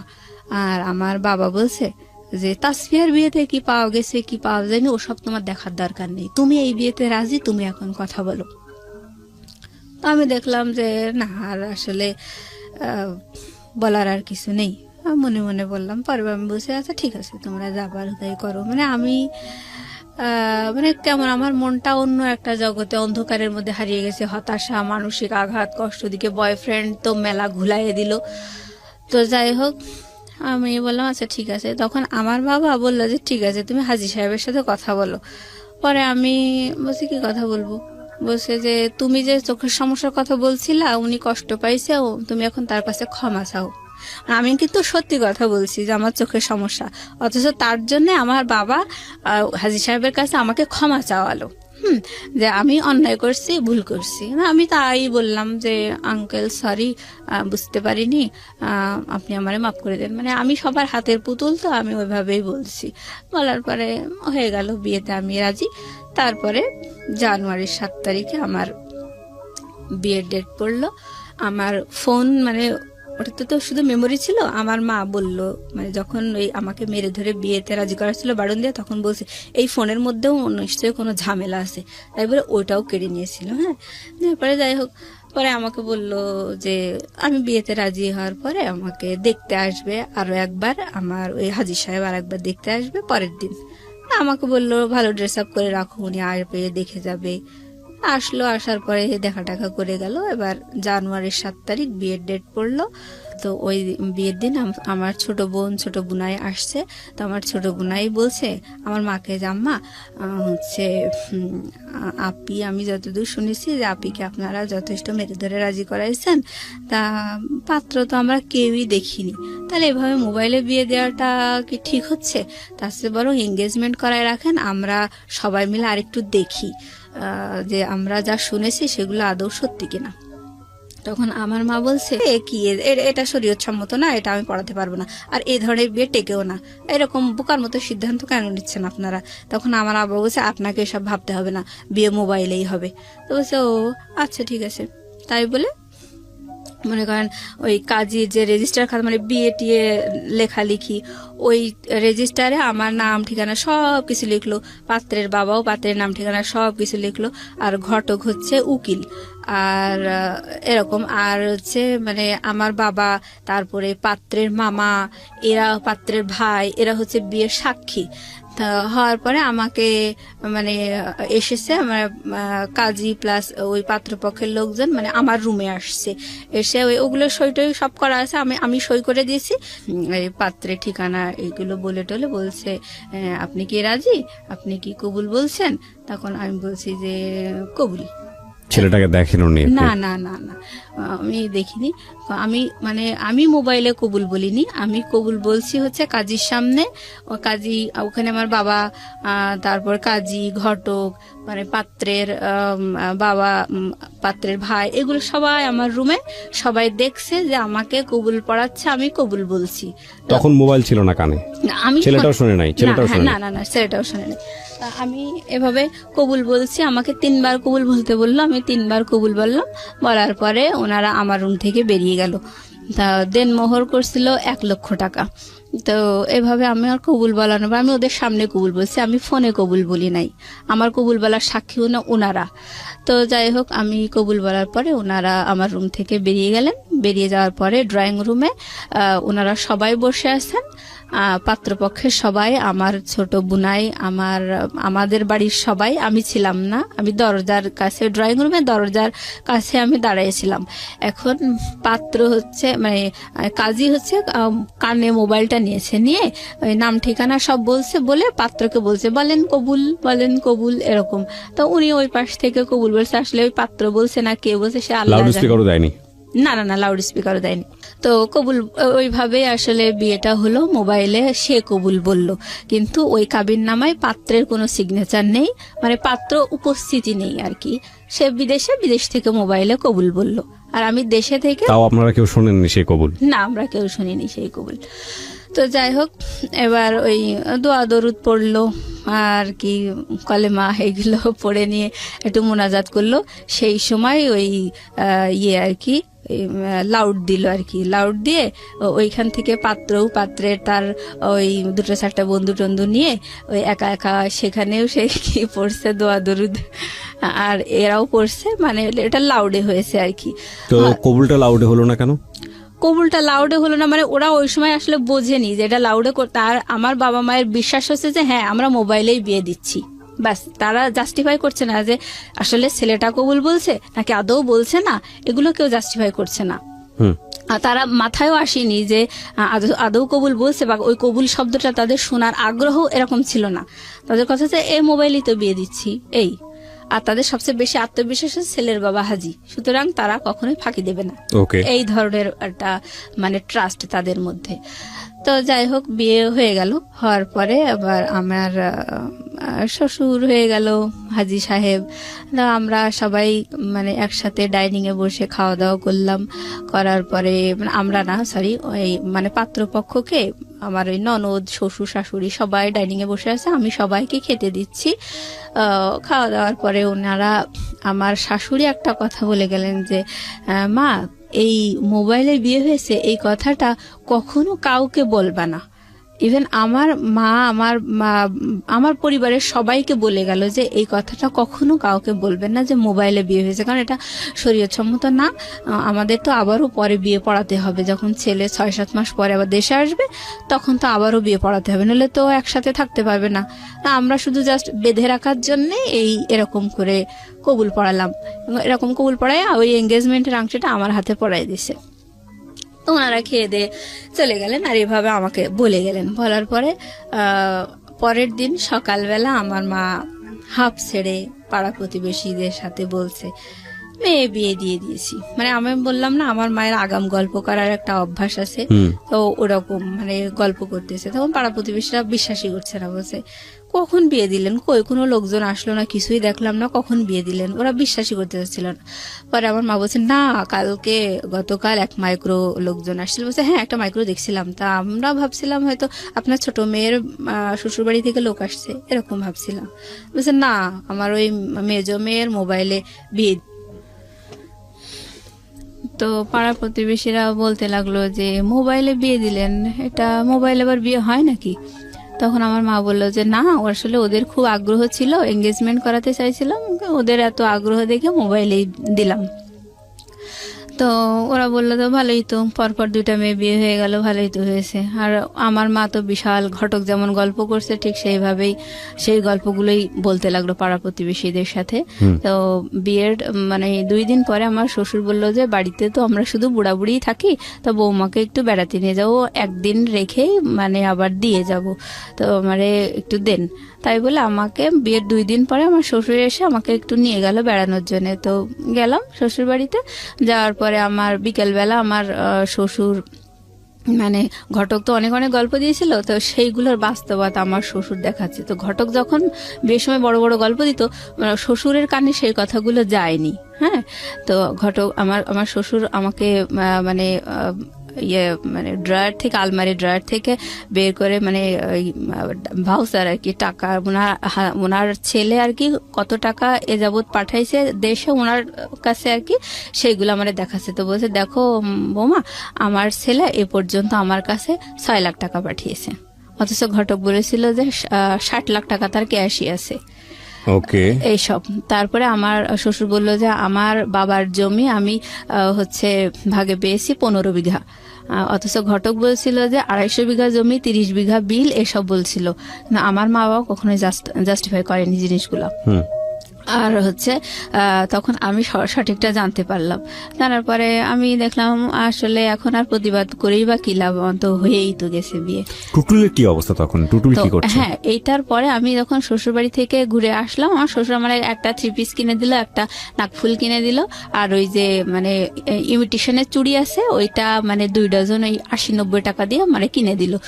দেওয়ার পরে আমি শুনছিলাম যে 10 লক্ষ টাকার গহনা এনেছে। আমি ভাবছিলাম যে অন্তত আমাকে না দিক, কিন্তু দেখাতে তো পারতো যে আমার জন্যই তো এনেছে। আমি এগুলো মনে মনে বলছিলাম যে আমাদের দেখাতে তো পারতো যে বৌমা তোমার জন্য এই এনেছে, তোমাকে উঠানোর সময় এগুলো দেওয়া হবে, এগুলো তো মানে বলতে তো পারতো। আমি তো ঘটকের সব কথাই বিশ্বাস করছিলাম, বাবা মাও তো এরকম করে দিল। তো যাই হোক আমাকে ওরকম অর্নামেন্টস দিলে, একটা নাকফুল দিছে 300 টাকা দিয়ে, আর ওই ইমিটেশনের চুড়ি আর একটা 3 পিস, এটা দিয়ে আমার শ্বশুর পরের দিন আবার আমাকে রেখে গেল। তো আমি বাসায় এসে বলছি দেখো এই এই তাদের প্রপার্টির অবস্থা। তখন আমার মা ঘটকের মানে মনে মনে মানে আমার সাথে বলতেছে খুবই অভিশপ্ত শয়তান হচ্ছে আমার ছোট মেয়েটার জীবনটা এভাবে নষ্ট করলো, আমার মেজো মেয়ের জীবনটা এভাবে নষ্ট করলো। তো আমি বলছি কেন ঘটকের দোষ দিচ্ছেন কেন, আপনারা কি যাচাই করতে পারতেন না? আর ঘটককে বিয়ে দিয়েছেন নাকি? বিয়ে তো আপনারা দিয়েছেন। যাই হোক এভাবে বলার পরে মানে খুব রাগ আমার বাবা মায়ের উপর। এবার আমার ফোনগুলো আমাকে দিয়ে দিয়েছে, আমার ফোন আমার বোনের ফোন যারটা তার আমার বাবা আমাদেরকে দিয়ে দিয়েছে। দেওয়ার পরে আবার আমি তখন টুটুলকে ফোন করছি, আমি ফোন করে বলছি দেখো এরকম তো বিয়ে হয়ে গেছে, তা তুমি তো অনেক পরিবেশ ঘোলা করেছো, আমি তো চাইছিলাম এঙ্গেজমেন্ট করাতে, আর তুমি যেভাবে পরিবেশ ঘোলা করেছো তাতেই ওরা আসলে মোবাইলে ওদের এমনি বিয়ে দেওয়ার ইচ্ছা ছিল, আমার বাবা মাও বলছিল, কিন্তু আমি এরকম যদি পরিবেশ ঘোলা না হতো তাহলে হয়তো মোবাইলে বিয়েটা বন্ধ করা যেত, কিন্তু তুমি যেভাবে করছো মোবাইলে আমার বিয়ে হয়ে গেছে। তাহলে অবশেষে কি হলো, শেষ পর্যন্ত তো তোমারও পাইলাম না আর আমার মোবাইলে বিয়ে হয়ে গেল। তখন ও বলল যে দেখো তোমার সাথে আমার রিলেশন এত বেশি লং হবে এমন প্ল্যান তো আমার ছিলই না, আমি তো আমার ফ্রেন্ডদের সাথে আমার কলিগদের সাথে বাজি ধরে তোমার সাথে রিলেশন করছিলাম। তোমার সাথে যখন আমার রিলেশন ছিল ওই সময় আমার মিনার সাথে রিলেশন ছিল, মিনা আমার ছাত্রী, আমি আসলে ওকে ভালোবাসি, কিন্তু তোমার সাথে বাজি ধরে আমি রিলেশন করছিলাম, তুমি আমার চিন্তা বাদ দাও। ওকে ওকে মানে ওই সময় ওটা শোনার পর আমি বলছি তাহলে এই কথাগুলো আমার বিয়ের সময় তুমি বলতে, যখন তুমি পরিবেশ ঘোলা করছিলে সেই সময় বলতে। তখন বলছে না এভাবে কি বলা যায় নাকি, বাজি ধরে আসছি এরকম, বা তোমাকে চায় না, এগুলোকে ডিরেক্ট বলা যায় নাকি? যাই হোক, বলিনি। তো ওর ওই কথাটা শুনে মানে মানে এতটাই আমি হতভম্ব হয়ে গেছি যে এ আবার কোন বেইমান।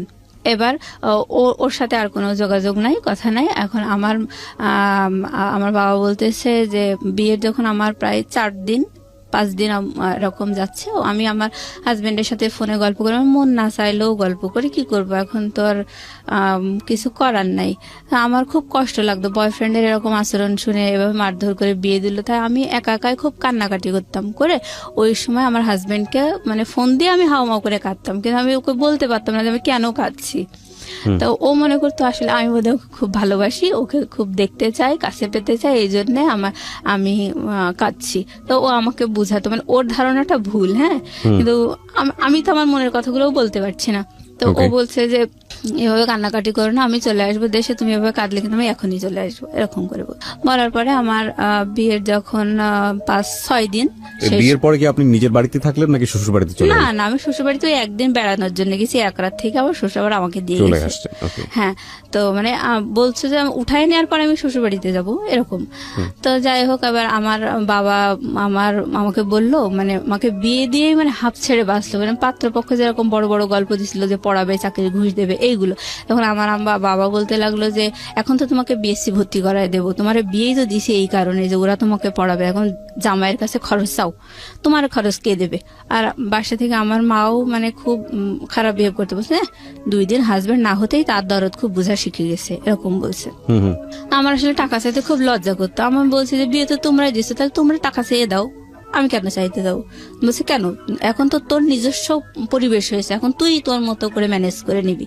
মানে আমার উপরে চাপাই দিছে, এবং আমার বলতে যে তোর খরচ কে দেবে, তোর তো বিয়ে হয়ে গেছে, তোর খরচ কে দেবে, এরকম করে নেগলেক্ট করে কথা বলে। তারপরে আমার আসলে অনেক খারাপ লাগে ব্যবহার আচার এরকম দেখে। আমি আমার হাজবেন্ডকে বলছি যে দেখো, তুমি তো বলছিলে যে চাকরির বাকরির ঘুষ দিবা, পড়াবা, আবার বিএসসি ভর্তি করাই দেবা, সবই তো বলছিলে, তাহলে এই সব শুনেই তো রাজি হয়েছে। কারণ আমার বাড়ি থেকে বলতেছে তুমি বিএসসি ভর্তি করাই দিতে, তা তুমি দাও। বলতেছে যে কেন বিএসসি আমি এখন ভর্তি করাই দেবো, কারণ তোমার মুখ তো আমি দেখিনি, বিএসসি ভর্তি করে বিএসসি পড়াতে তো লাখ লাখ টাকা খরচ হবে, আমি তো তোমার মুখই দেখিনি এখনো, তাহলে এত টাকা এখন তুমি তোমার বাবার ঘরে আসো, তোমার বাবার বাড়ির কাছে খরচ চাও। এটা আপনার হাজবেন্ড বললো। বলার পর কি নাম ছিল আপনার হাজবেন্ডের? ওর নাম ছিল হচ্ছে শামসুল। শামসুল। তা আমি তখন বললাম দেখো, তোমার জামাই এই কথা বলছে, আমার আব্বাকে বলছি যে ও বলছে যে কোনো খরচ আমি দিতে পারবো না, তোমার বাবাকে দিতে বলো, তোমার বাবার বাড়িতে আসো, তোমার বাবাকে দিতে বলো। তখন আমার বাবার সাথে সাথে আমার ফোনটা কেড়ে নিয়ে বলছে, ও তুমি তাহলে এই কথাই বলছো? যে আমার হাজবেন্ডকে বলছে যে এই তোমার মনের কথা? বলছে হ্যাঁ, এটাই মনের কথা, কারণ আমি তো এখনো তার মুখই দেখিনি। আর সবচেয়ে বড় কথা হচ্ছে যে বিয়েতে তো মানুষ কত গল্পই দেয়, আমার মনের কথা হচ্ছে আমার ওয়াইফকে আমি মোটেই পড়াশোনা করাবো না, আর বাচ্চা কাচ্চা হবে, সংসার করবে, চাকরি বাকরি করাবো না। আর যদি তার খুবই শখ হয় তাহলে আমি তখন আব্বা বলছে যাই হোক বাদ দেন, এখন কিভাবে পরিত্রাণ পাওয়া যায় সেটা বলেন। বলছে যে এই বিয়েটা রেজিস্ট্রি হয়নি, পাত্রের সই নেই, সুতরাং পাত্রের সইয়ের ব্যবস্থা করতে হবে, করার পরে বিয়ে রেজিস্ট্রি করতে হবে, সেই রেজিস্ট্রি করার পরে যখন আপনারা ডিভোর্সের আয়োজন করবেন সেই সময় আপনারা দেনমোহর যে 1 লাখ টাকা করা আছে ওই টাকাটা আপনারা দাবি করতে পারবেন। তখন আব্বা বলছে আমি এত দূর এগোতে চাই না, আমি এখনই সমাধান চাই। কি আছে বলেন? বলছে যে তখন কাজী বলছে যে এখন সমাধান একটাই, সেটা হচ্ছে 2 পক্ষ আপনারা এক জায়গায় হাজির হবেন এবং আপনারা সাক্ষী রাখবেন যে আপনারা পরবর্তীতে কেউ কাউকে ডিস্টার্ব করবেন না, যার যা লাইফ সেটেল, তো আপনি কখনো ডিস্টার্ব করবেন না, এবং হচ্ছে কোনো দাবি দেওয়া নেই, কিছু নেই, সব বাদ। এই বলে ওই কাবিনের কাগজটা যে রেজিস্টারে আমার আছে ওই কাগজটা আমি ছিঁড়বো, ছিঁড়ার পরে আপনারা ওই 2 জনের সাক্ষী রেখে ওই কাগজটা ছিঁড়ে ড্রেনে ফেলে দেবেন। তো এটাই করলো। হ্যাঁ, এইভাবেই মানে ড্রেনে ফেলে দিল 2 পক্ষের সাক্ষী রেখে, ওই বিয়ে ওখানেই শেষ হয়ে গেল। বাস এই কয়দিনের মাথায় শেষ বিয়ে? হ্যাঁ, এই কয়েকদিনের মাথায় খরচ পাঠাবে না এই কারণে বিয়ে শেষ হয়ে গেল? হ্যাঁ হ্যাঁ হ্যাঁ, মানে ওরা আসলে আমার বাবা মা, ওরা মনে করছিল আমার বাবা মা হয়তো খুব লোভী, 2-4 দিন বিয়ে হতে না হতে এইভাবে চাকরি খরচ দাও, বিয়ের খরচ, মানে বিএসসি পড়াও, ওরা মনে করছিল এরা তো আমাদের উপর অনেক প্রেশার ক্রিয়েট করছে, এই কারণে ওরা সরে গেল। আর ওদের মনের কথা তো ওরা বলেছিলই যে পড়াবে না, বিয়ের পরে ওদের মনের কথা ওরা বলেছে। বিয়ের আগে বলছিল যে আমি তো থাইল্যান্ডে নিয়ে এসেও মেয়েকে পড়াতে পারি, এরকম বলছিল। বিয়ের পরে আসল কথা যখন মুখোশ ওদের খুলে গেল, তখন আমার বাবা এইভাবে বিয়েটা আসলে বাদ হয়ে গেল। হওয়ার পরে আমি মানে তখন আমার বয়ফ্রেন্ড এটা বলল, আমার বিয়ে বাদ হয়ে গেল, সব মিলায় মানে আমার মানে আমি যে কোন জগতে হারিয়ে গেছি মানে আমি বুঝাতে পারবো না, মানে এটা এটা সহ্য করার মতো না। তারপরে আমি ভাবছিলাম যে আমি আসলে সুইসাইড করবো। এরকম মানে বোকার মতো একা একা রাস্তায় হাঁটতাম, খুব খারাপ লাগতো, মনে হতো আমি সুইসাইড করি। মানে আমার তো কোনো দিক থেকে কোনো দোষ নেই, তারপরেও আমাকে এরকম একটা ইয়ে করলো সবাই মিলে। আমার আসলে এই জীবনে কোনো মূল্য নেই এরকম ভাবতাম। তারপরে মনে হতো না, এটা আসলে আল্লাহর বিচার হতেই পারে না। যেভাবে আমাকে মেরে ধরে রাজি করাইছে, পাত্র দেখতে দেয়নি, আমাকে উপহাস করেছে, মানে আল্লাহ বোধহয় অসন্তুষ্ট হয়ে বিয়েটা ভেঙে গেছে, ভালোই হয়েছে। মানে আমি তো আসলে এটা চাইনি হোক, তো বিয়ে ভেঙে গেছে, ভালোই হয়েছে এরকম ভাবতাম। কিন্তু গায়ে তো কালি লেগে গেল, আরো 10 জন তো জানলো। এই হতাশা নিয়ে আসলে খুব কষ্ট লাগতো ওই সময়। পরে আমার বাবা বলতো যে মা মনোযোগ দিয়ে পড়াশোনা করো, চাকরি বাকরির জন্য চেষ্টা করো, যা হবার হয়েছে ভুলে যাও। মানে তাদের কথা হচ্ছে ওসব কোনো ব্যাপার না, ভুলে যাও, খুব সহজেই বলতো আর কি। তো আমি তখন খুব রাগ হতাম যে হ্যাঁ তোমরা তো সবাই মিলে মেরে ধরে এরকম করলে, তাহলে এখন অমনি বলছো ভুলে যাওয়া এত সহজ নাকি সবকিছু? আমার মনের উপর কতটা প্রেশার এসছে, আমি কত কষ্ট পেয়েছি, এগুলো তো তোমরা জানতে চাও না। তখন আমার মা আর আমার বোন বলল, এগুলো তো এসব তোর কপালে ছিল, কপাল মানিস না কিসের জন্য, এগুলো সব তো তোর কপালে ছিল, এভাবে বলতে লাগলো। কপাল। তো আমি আসলে এইসব কথাগুলোর কোনো মানে আমি দিক বিদিক শূন্য হয়ে যেতাম। এরকম এক একটা মানে আশ্চর্য করা অন্যায় কথা শুনে আমার কাছে খুব খারাপ লাগতো, কিন্তু আমি আসলে প্রতিবাদ করতাম না। মানে আমি জানি যে সবাই আমার সাথে এরকমই দুর্ব্যবহার করে, যার কারণে আমি সবসময় চুপচাপ থাকতাম, কোনো প্রতিবাদ করতাম না। তো অনেক কষ্ট লাগতো। আমি মানে যখন আমার খুব খারাপ লাগতো, আমি তাহাজ্জুদের নামাজ পড়তাম, কান্নাকাটি করতাম। আমার ওই সময় মানে এত বেশি খারাপ লাগতো, আমি কোরআন শরীফ মানে এইভাবে আমি নিজের কষ্টগুলোকে মানে কম করার চেষ্টা করতাম। তো আমার মানে খুব প্রত্যেক বছর আমি চাকরির পরীক্ষায় টিকার পরে আমার খুব কষ্ট করে মানে আমার এই 16 সালে চাকরি হয় আর কি। আমি প্রতি বছর চাকরির পরীক্ষায় টিকি, যখনই আমার চাকরি হয় না তখনই আমার সরকারি চাকরি, হ্যাঁ সরকারি চাকরি। আমার মা আমাকে বলে যে তোরে আল্লাহ ঘৃণা করে, এই জন্য তো চাকরি হয় না, তোর মনে করো দূরভিশন দিছিল এই জন্য তো চাকরি হয় না। এরকম এক এক সময় যখনই দেখা যায় যে ভাইবার রেজাল্টে আমার রোল নাম্বার আসেনি, তখনই আমার মা এক একটা উদ্ভট কথা বলতো। এরকম করে মানে আমাকেই সবসময় দোষারোপ। আমার খুব কষ্ট লাগতো। তো অবশেষে অনেক চেষ্টা করতে করতে আমার 2016 সালে চাকরি হয়েছে আর কি। মানে ওই সময় আমার বাবা আবার অ্যাক্সিডেন্ট করে পা ভেঙে যায়। তো আমার চাকরি হওয়া দেখে আর আমার বাবা অসুস্থ, ওই অবস্থা দেখে আমার সংসারের সমস্ত দায়িত্ব আমার ঘাড়ের উপর এসে পড়লো। ইভেন আমার বাবা বলতে লাগলো যে হ্যাঁ আমি অসুস্থ, তা আমার ট্রিটমেন্টের জন্য তুমি লোন নাও। তো এই অবস্থায় আমি সংসার ঠেলছি, লোন আছে, সে লোনের কিস্তি দিচ্ছি, এরকম করেই মানে আমার বর্তমান লাইফ চলছে। তো এখনো বিয়ের প্রস্তাব আসলে আমার মায়ের পাড়া প্রতিবেশীরা বলে দেয় যে ওই মেয়েটা একবার বিয়ে হয়েছিল, মানে ভাঙার চেষ্টা করে এক কথা। এখন আমার একটা সরকারি চাকরি হয়েছে, এখন তো আমার একটু ডিমান্ড হয়েছে এই। তো সেই হিসেবে যখন আসে পাড়া প্রতিবেশীরা শত্রুতা করে ওই বিয়েটার কথা বলে ভেঙে দেয়। হ্যাঁ ওই মোবাইলে বিয়েটার কথা বলে ভেঙে দেয়। তো কিন্তু পাড়া প্রতিবেশীরা সবাই জানে যে আমি আমার হাজবেন্ডকে দেখিয়ে দিই চোখে, এইটা কিন্তু বলে না। পরে তো পাত্রপক্ষ যখন বেশি আগ্রহ নিয়ে আমার মায়ের কাছে জিজ্ঞেস করে যে ঘটনাটা কি, কারণ অনেক ম্যারিড মেয়েদেরও তো বিয়ে হয় তাই না। তো আমার মায়ের কাছে যখন যায় তখন আমার মা বলে যে না, পাড়া প্রতিবেশীরা যা বলছে সব মিথ্যা কথা, এরকম কিছুই হয়নি। তখন তো বিষয়টা আরো জটিল হয়ে যায়। এবং সবাই মনে করে যে না, বাবা মা তো সন্তানের দোষ ত্রুটি ঢেকে, তাহলে পাড়া প্রতিবেশীরাই ঠিক বলছে, নিশ্চয়ই মেয়ে কোনো কেলেঙ্কারি করছিল আর ওর বাবা মা গোপন করছে। তার মানে সবাই ভাবে যে ওই বিয়েটা আসলে আমি খারাপ, আমি পালিয়ে গিয়ে বিয়ে করছিলাম, কোনো একটা অ্যাক্সিডেন্ট, আমারই দোষ, এটাই পাত্রপক্ষ ভাবে আর মানে বিয়ে ভেঙে যায়। তার মানে চিন্তা করে দেখুন যে ও কিন্তু এখন ইডেনে পড়াশোনা করছে, ও কোনো পরিচয় এখানে গোপন করেনি এবং খুব সাহসীভাবে নিজের ভূমিকা এখানে এসে তুলে ধরেছে যে ইডেনে পড়াশোনা করছে। আপনি মাস্টার্সে পড়ছেন না? জি জি। কোন সাবজেক্টে পড়ছেন? পলিটিক্যাল সায়েন্সে মাস্টার্সে পড়ছে, ডিপ্লোমা করাও এবং একটা সরকারি চাকরি করে। আমি গ্রাজুয়েশন এখান থেকেই করছি, ইডেন থেকে গ্রাজুয়েশন করে। ইডেন থেকেই গ্রাজুয়েশন করা, ইডেনে মাস্টার্স করছে এবং একটা সরকারি চাকরি করছে একটা মেয়ে, এবং দেখতে শুনতেও যথেষ্ট সুন্দর মাশাআল্লাহ। আমি ছবি দিয়ে দিয়েছি, আমার ফেসবুক পেজে আছে এবং ইউটিউবে আপনারা আসলে দেখতে পাবেন। এই মেয়েটার শুধুমাত্র পারিবারিক অবহেলা এবং ভুল সিদ্ধান্তের কারণে সামাজিকভাবে সে কতটা বাধাগ্রস্ত হয়ে একটা অনিশ্চিত ভবিষ্যতের দিকে চলে যাচ্ছে। তো আপনি আজকে কেন আসলেন জীবন গল্পে এই গল্পটা বলার জন্য, এবং এত নিজেকে একেবারে প্রকাশ করে কোনো পরিচয় গোপন করেননি, ছবি দিয়ে কেন আপনি সাহসী ভূমিকা নিতে গেলেন? আমি আসলে সাহসী ভূমিকা নিয়েছি কারণ আমি আমার দিক থেকে অলওয়েজ রিয়েল। ওকে, আমি কখনো মানে ঢাক গুড় এই ধরনের মানে আমার মা যেভাবে ঢেকছে দোষগুলো, আমি এগুলো পছন্দ করি না। আর কথা হচ্ছে আমি কখনো মানে কোনো কিছু জটিল বা রহস্য রেখে, কোনো কিছু গোপন রেখে, ভুল ত্রুটি গোপন রেখে আমার কোনো স্বার্থ উদ্ধার হোক, এটা আমি কখনো চাই না, আমি পছন্দ করি না এগুলো। তো আমার মা যেভাবে গোপন করছে এটা আসলে তারই দোষ। মানে এগুলো তো তারাই দিয়েছে, দোষ তো তাদের। এখন তারা এগুলো মানে স্বীকার করছে না। স্বীকার করলে দেখা যাচ্ছে হয়তো পাত্রপক্ষ তাদের সাথে বার্গেনিং করবে যে কেন এভাবে বিয়ে দিলেন। আচ্ছা আচ্ছা। আমার মা তো নিজেদের দোষ মোটেই ধরতে চায় না। আচ্ছা। আর কথা হলো যে কপালে ছিল, এই হলো বলতো সব সময়। তো যাই হোক, এখন এইভাবেই বাধাগ্রস্ত অবস্থায় আছে।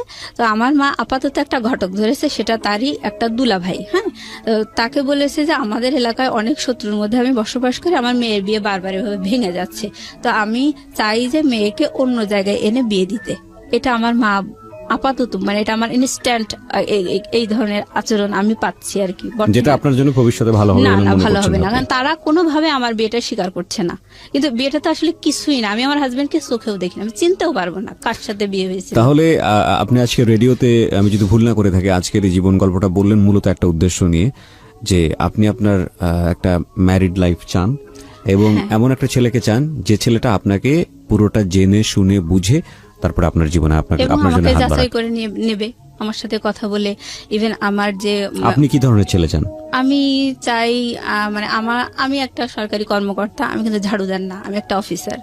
তো আমার হাজবেন্ডও একটা অফিসার হবে, বা সে আমার সাথে এক ধাপ একটু বেশি, আমার 10ম গ্রেড, হ্যাঁ, আর সে 9ম গ্রেড হোক। আচ্ছা, যদি এরকম না হয় বা এরকম পেলেন কিন্তু মানুষ ভালো না আপনার জায়গা থেকে, তো আমি সবসময় এখন মনে প্রাণে চাই যে হাজবেন্ড যেহেতু একটা আপন জিনিস, তো ওই মানুষটার কাছে আমার জন্য কি আছে ওই মানুষটা আমি পেতে চাই, সে ভালো হোক বা খারাপ হোক। তখন ওই লাইফটাই গেলে দেখা যাবে আমার লাইফটা কমপ্লিট হয়ে যাবে, জন্ম বিয়ে সব মিলায় কমপ্লিট। আমি শুধু দেখতে আগ্রহী যে আমার সত্যি কপালে এত কিছু পরেও আমার ভাগ্যে আসলে ভালো কিছু আছে কিনা। আমরা দোয়া করি আপনার জন্য, এবং এই অনুষ্ঠানটি শোনার পরে যদি আপনারা কেউ ওনার ব্যাপারে আগ্রহী হন, অবশ্যই আমাদের সঙ্গে যোগাযোগ করবেন। আমি বারবারই আপনাদেরকে রিকোয়েস্ট করেছি আজকের এই অনুষ্ঠানের শুরুতে এবং শেষে যতবার আমি বিরতি নিয়েছি, যে আমার পেজটিতে চলে আসবার জন্য। ওখানে আমি আমার ব্যক্তিগত আইডি শেয়ার করেছি, ওখানে ইনবক্সে গিয়ে আপনারা আমাদেরকে টেক্সট করতে পারেন, আমাকে টেক্সট করবেন যে ওর ব্যাপারে আপনারা ইন্টারেস্টেড কিনা। তাহলে যদি এরকম কেউ থাকেন যে আসলে ওকে জেনে শুনে, and she is really good one, graduated, plus আপনার ও হচ্ছে একটা গভর্নমেন্ট অফিসার, সুতরাং it's not a matter of joke, এবং সে দেখতে শুনতে যথেষ্ট সুন্দরী, তার ছবিও দেয়া আছে, তো পরহেজগার, নামাজও পড়ে, তো সবকিছু মিলিয়ে আমি তো আপনার ঘটকালি করে দিচ্ছি। না, যদি ভালো কিছু হয় তো সেটা সওয়াবের ভাগিদার তো আমিও। তো সেই জায়গাটা থেকে যদি কেউ ইন্টারেস্টেড হন আপনারা আসতে পারেন আমাদের পেজটিতে, এবং নিঃসন্দেহে ও যে কথাগুলো বলেছে এখানে সেই জায়গাটি থেকে যদি নিজেকে যোগ্য মনে করেন, বিশেষ করে ছেলেদেরকে আমি বলবো, বা কেউ যদি ঘটকালিও করতে চান, ইউ আর মোস্ট ওয়েলকাম। এবং আসলে আমার পেজে আপনারা ঢুকবেন, আমার পেজটি হচ্ছে www.facebook.com/kibria.rj। আমি আবারও বলছি www.facebook.com/kebria.rj। পেজটি আছে RJ কিবরিয়া নামে।